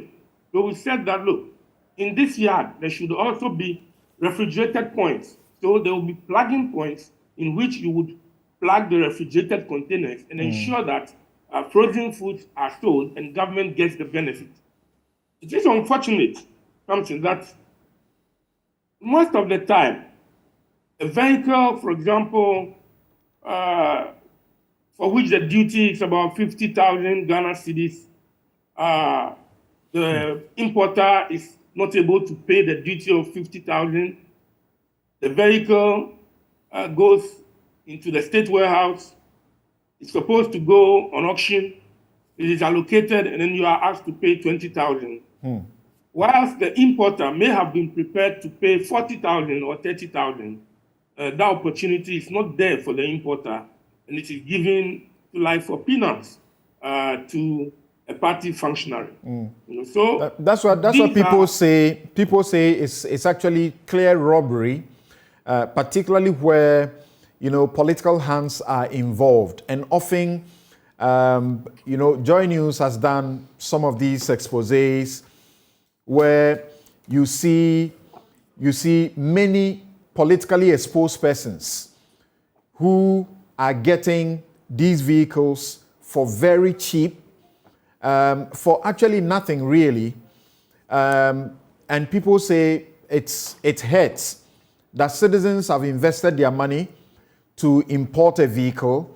They cannot afford the duty, and then when the vehicle has to be auctioned, it ends up in the hands of people who are wealthy, but they pay almost nothing for it.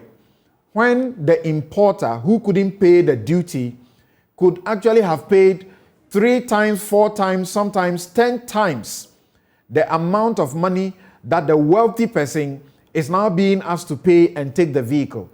That for some is clear robbery. We have seen how Professor Mills, was angry about what was going on at the port. Now, the issue some raise is that the law you refer to actually says that whatever it is, the duty and taxes must be paid. But it doesn't appear this is happening, and it does appear that this is the major focus of the OSP as he goes into this area regarding vehicles. What do you expect from the OSP in this regard, in this probe? Yeah, something that is right. It's a clear infraction of the law, because the Commissioner General is expected to dispose of these vehicles.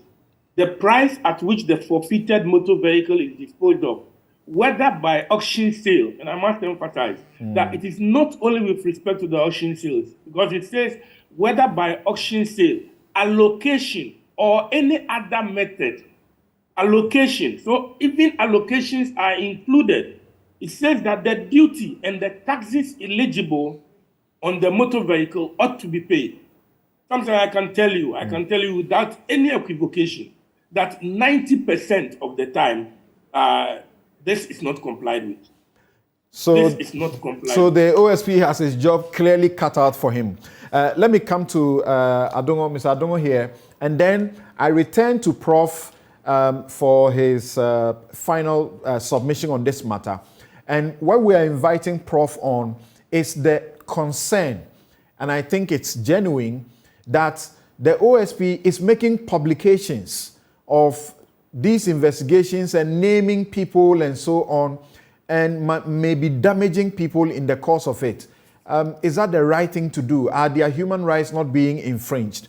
Once that is done, then we'll go to the Bank of Ghana to help you to identify and to avoid getting into another men's gold situation. Yes, this investigation in the ports. Yeah, I think, Lardy, the truth of the matter is that for a country that needs a lot of money, the ports has traditionally and for a very long time been a source where we lose a lot of money. I took my time to read the Customs Act, Act 891, even in respect of the matters that the OSP has dealt with. And you can see that we are dealing with a cocktail of illegalities. The law is very clear that there can be an advance ruling applied by an importer or an interested body, and defines what exactly you can apply for the commissioner to rule in advance. So I'm importing certain items into the country. Before the items are imported, I want the commissioner to have full information about that item. Because if the commissioner does not have the information, my suspicion that I may be paying a tax that I am not supposed to pay. Either by way of classification, because if they don't put my consignment in the right classification, I may pay a rate that is higher than the appropriate classification if I was put. If my consignment is placed in a different country of origin, I may be paying more than if it was put. So you have the right to do that. But the Act is also clear as to how customs should value my items. And it is clear in this Act, particularly under Section 68, that one of the methods that is frowned upon by this Act that should never be used in the valuation of my item is a minimum value. In other words, the customs office cannot sit in its office and determine that this is the value that I must ordinarily pay if I'm importing. which is, in this case, we are calling the benchmark. Read 68 2F. And it tells you that you cannot use minimum values. Technically, it means that even benchmark values are illegal. But it says that the standard way of valuing the item is the transaction value. How much I paid for it or I'll pay for it, plus all the other costs are incurred to bring it to the port. That's what you should use. But when you are in doubt, it gives you other methods that you use. But then specify 5 methods that you should never use.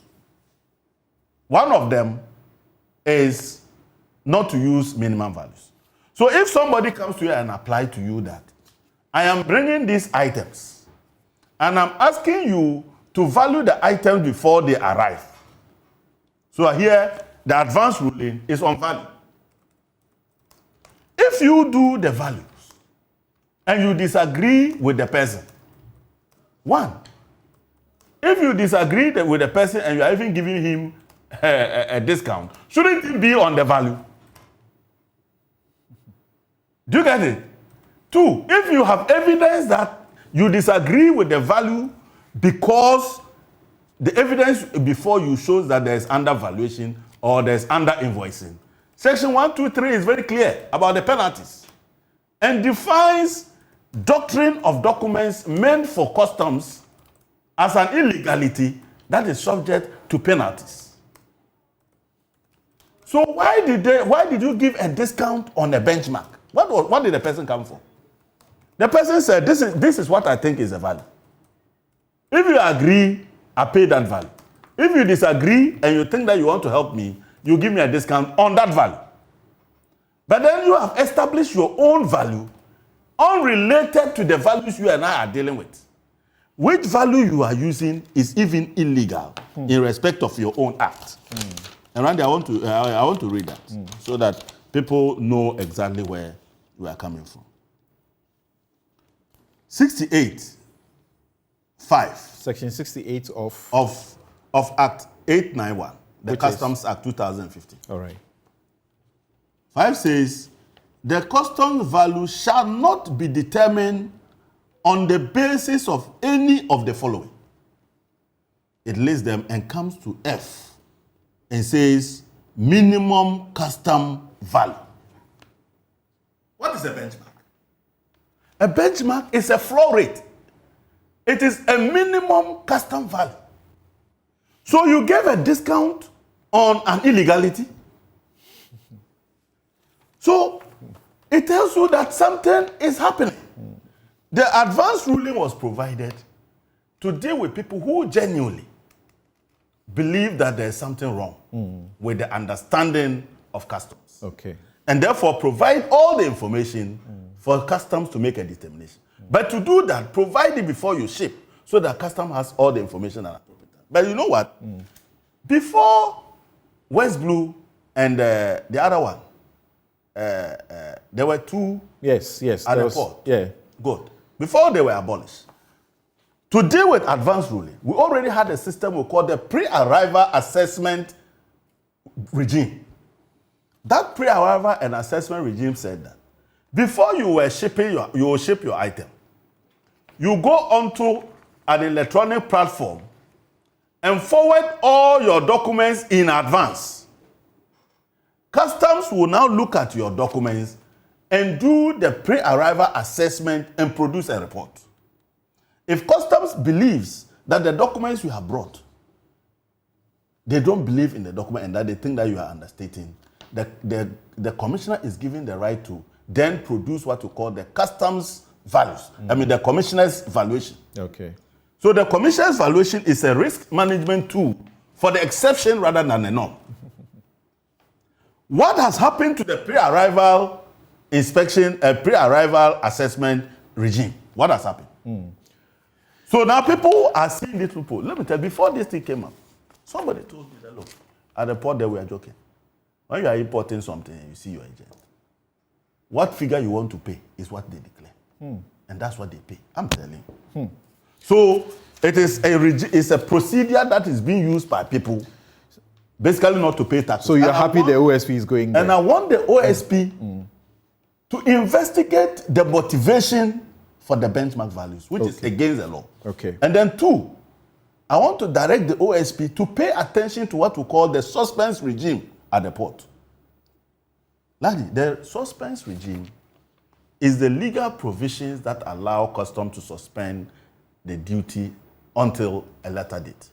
So for instance, if you are running a bonded warehouse and the items arrive, because you run a bonded warehouse, they will allow you and track you to the bonded warehouse. Anytime you are removing the item, you pay the duty. So like vehicles. Yes, so they keep an officer there. Exactly. Right. Good. That is the regime. Okay. Or if you are taking the items and they are for, say, import trade, export trade, it is supposed to go to Burkina Faso.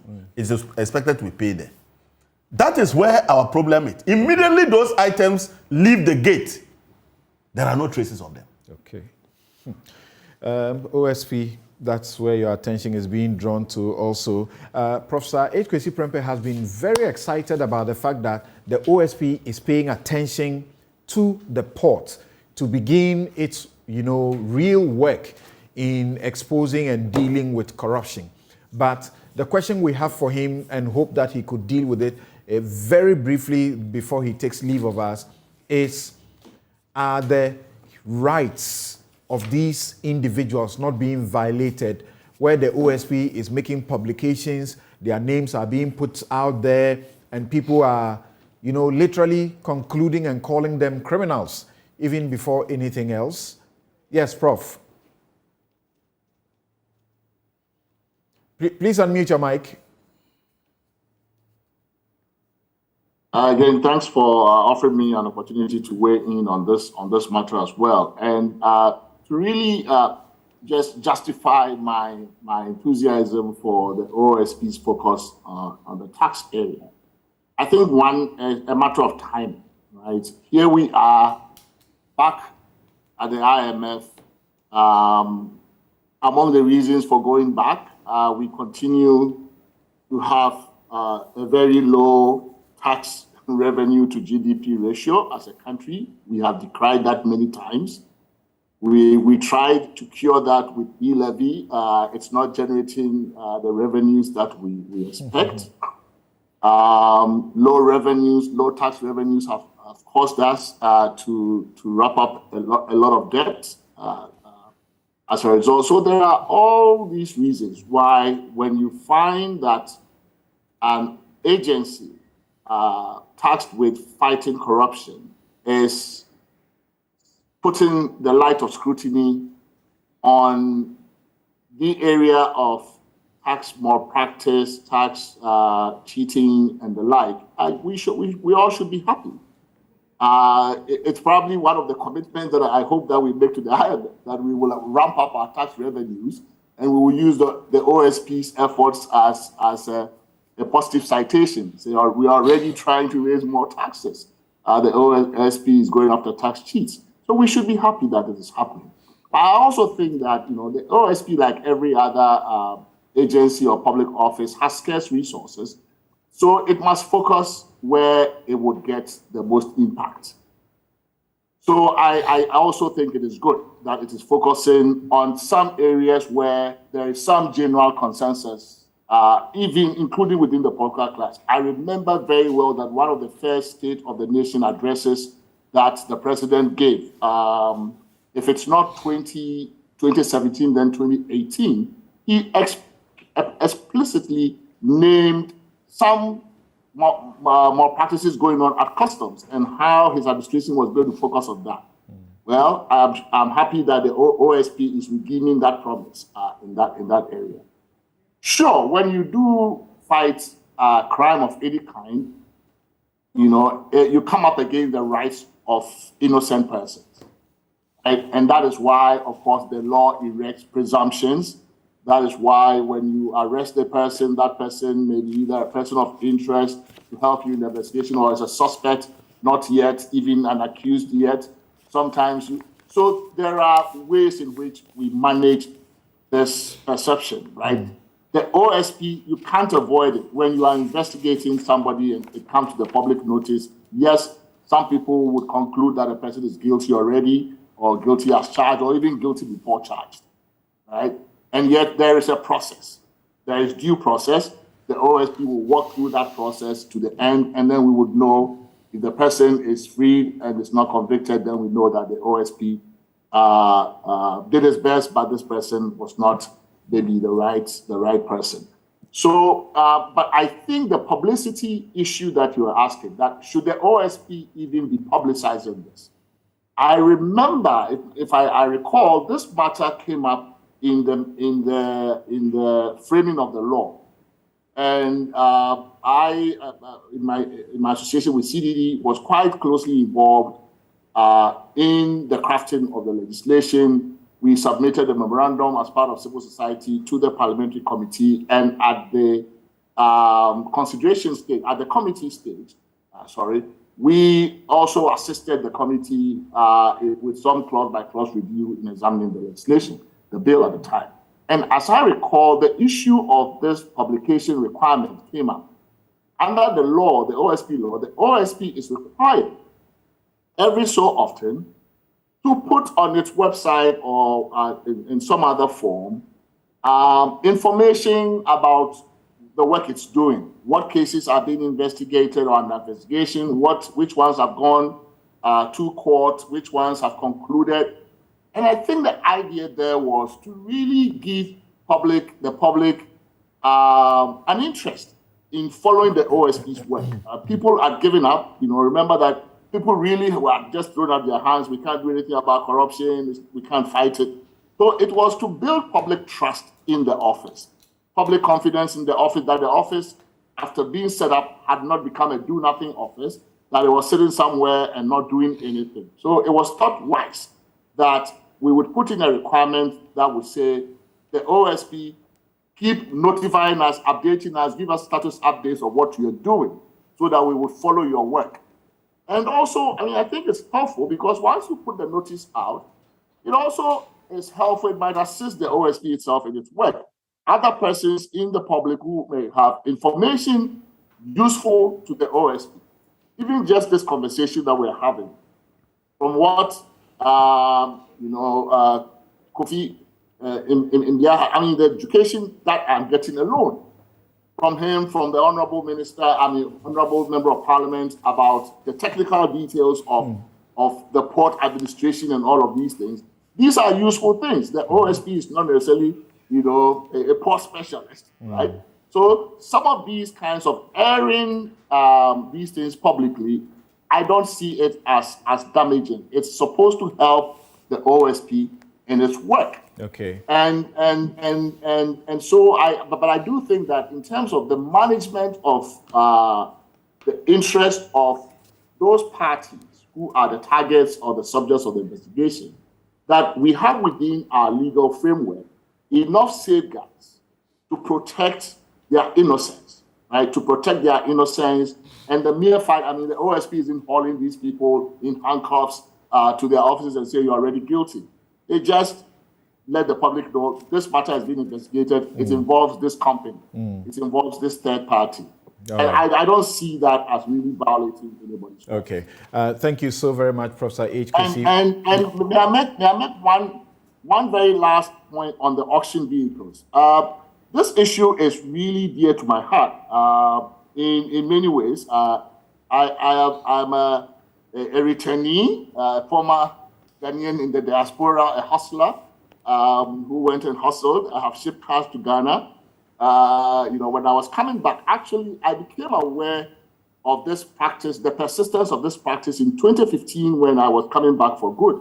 And a friend asked me, are you shipping a car? And I said, yes. And he said, oh, but I can get you an auction vehicle.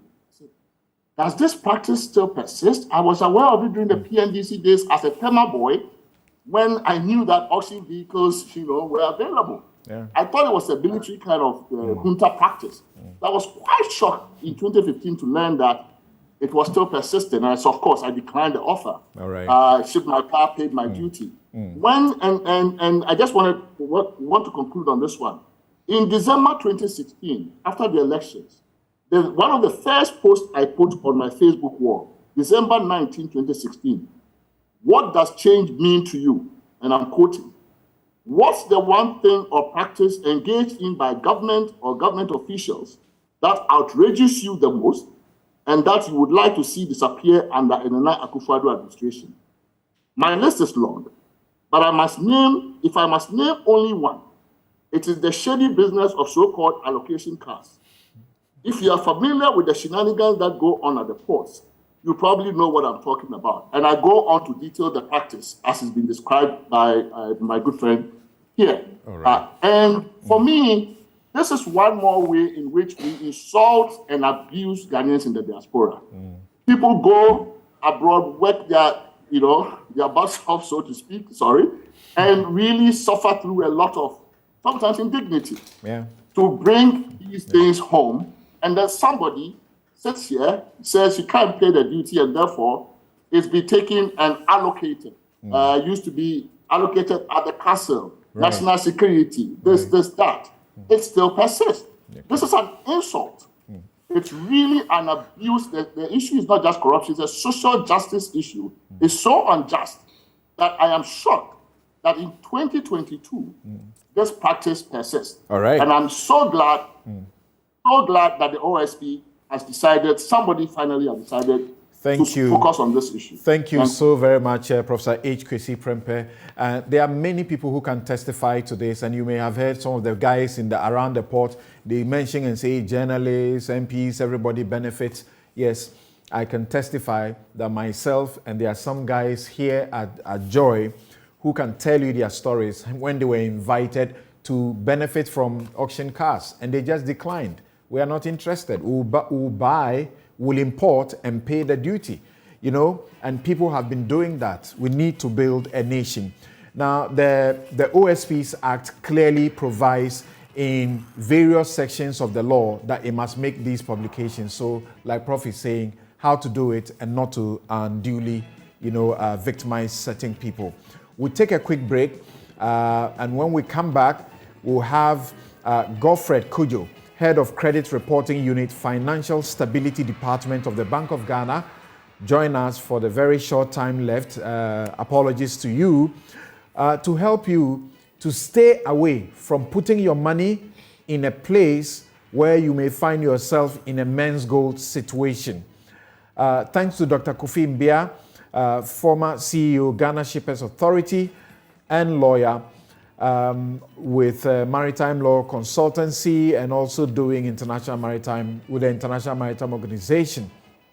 And also to Professor H. Kwesi Prempeh, Executive Director, CDD. We'll return with Isaac Adongo and Godfred Kujo. We'll be right back. You're welcome back. This is Newsfile. It's your most authoritative news analysis platform. And here on Newsfile, we put Ghana first. It's brought to you by the candid sponsorship of Bank of Africa, strong as a group and close as a partner. MTN, everywhere you go. Ashesi University, educating ethical and entrepreneurial leaders for Africa. Robert & Sons Optical Services, your comprehensive eye care services provider for 31 years. Fen Art Ghana, think wood, think Fen Art. Duroplus, how you get your water matters. Remember, where Duroplus goes, water flows.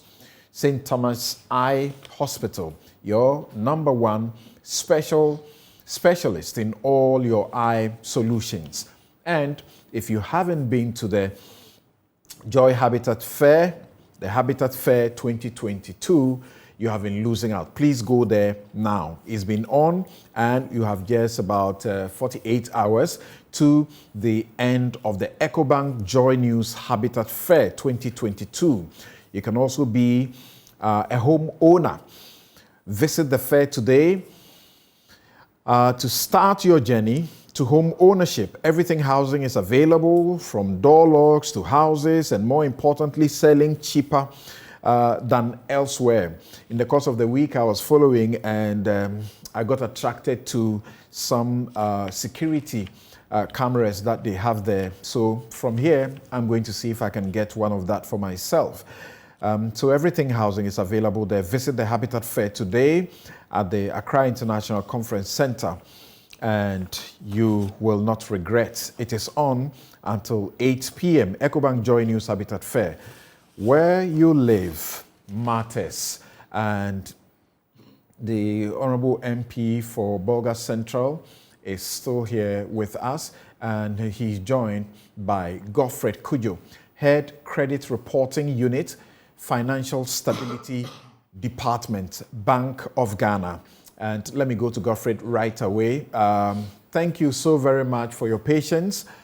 We have very little time left, but we felt it is important that you can assist the public on the back of the statement you issued on the 19 firms, so that they avoid dealing with them or any such entities, so they don't get into the circumstances that led us to the collapse of many of these institutions. So please help us out. How do we avoid these institutions?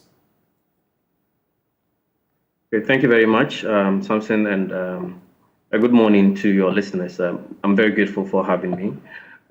We are also very grateful for the support you grant the Bank of Ghana in our financial literacy efforts in trying to draw the public's attention to some of these unlicensed activities within our space.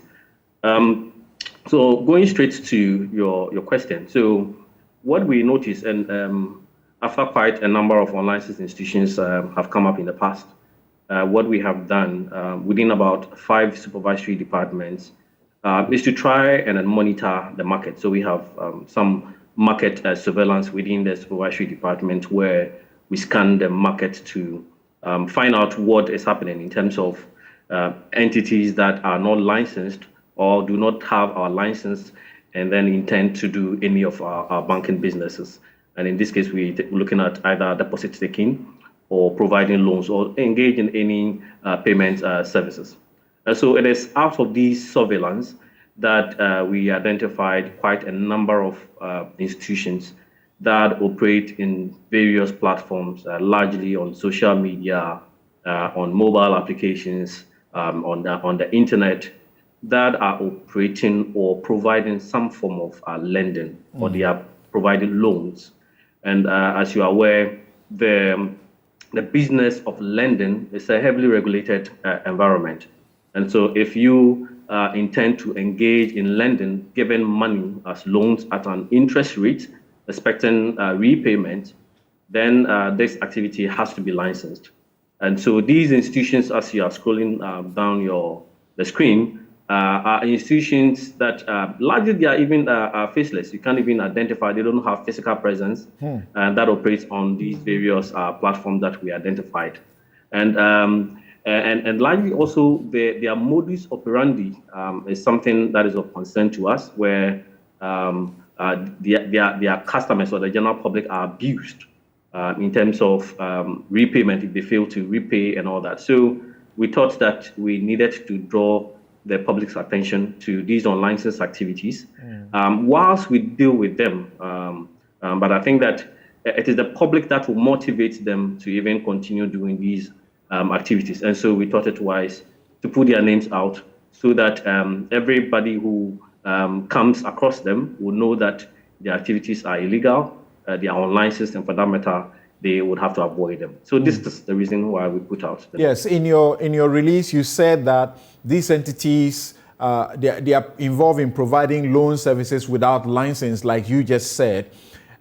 So why don't you, as it were, get them off the market completely? That's something that's a very difficult thing to do. I mean, I said earlier that their modus operandi is such that they work through the internet, social media, and all that. They don't have physical presence, where we would say that, okay, so we'd engage the security agencies to quickly go and then close them. Okay. This is quite difficult. And you can see through your shared these messages that they share. I mean, they send these messages to their clients. Everything is largely, so you don't even know them. These are faceless individuals. And so it is very difficult. But like I said, what the bank is doing is liaising with the security agencies, where we are going to go through some implementation strategies to ensure that even though they don't have physical presence, we'll have a way of getting them off our system. But like I said, it will be very difficult to do that now. But the very first thing to do is to alert the public, and that's what we sought to do. Okay, thank you very much. And Isaac, just a minute or so, what can you say about this? And we understand that, for example, the Iyoko boss's comments, Mame Tiwa Adodankwe's comments that a portion went public. Well, she's explained to some of us that it was out of context. That's not what she meant. In any case, they are not the ones prosecuting Nam1, so she couldn't be saying that Nam1 could not be prosecuted. But she reveals that they have been paying attention on some of these things, and they actually found that Men's Gold had set up again, and they had to, you know, as it were, crack the whip on them. What do you think will lead people to still go into this sort of investment or entities, especially after this meltdown? Yes, it's important that this warnings has been said. But like I was speaking to you off camera, right? We have a financial system that was structured to deal with different segments of the market. So those who can deal with the banks go to the bank. There were those who will go to savings and loans, microfinance, and the rest. Now all those institutions have been wiped off. And these people cannot have access to the money they were getting with these institutions. So somebody is standing by the side and offering some attractive enticement, and then they go for it. As wrong as it is, we need to be making sure that we revive the formalized process for these people to have access to the savings and loans and the microfinance institutions so that they don't fall prey to unregulated entities. I've received text messages from people. Some of them, they send it to me, somebody have used my phone number as a reference number and they are not getting him. So I block them, you know, because that's not how you grant credit. You can't give money to somebody and ask somebody to produce somebody else's number, you know, and then when the person disappears, you are calling that number. But it is important that they put out this signal and the education must be intensified. But then Bank of Ghana must work to revive those other entities below the line. Right. And we hope that the Bank of Ghana, we remember initially you were giving these cautions, including Iyoko itself, they were giving these cautions. Not too long ago, Iyoko was issuing cautions about some, you know, fictitious entities that are shown up doing similar things. We hope that you sustain it, and we hope that all of us will pay attention and not behave as was done earlier. Men's Gold, there were cautions. People simply ignored them and then found themselves in this difficult situation. So we'll encourage the Bank of Ghana, the Iyoko, and the rest of them to continue their focus here and to save the people a lot more. Thank you very much. Isaac Adongo is MP Bolga Central and member Finance, Trade, Industry and Tourism Committees of Parliament. Godfred Kujo is head Credit Reporting Unit, Financial Stability Department.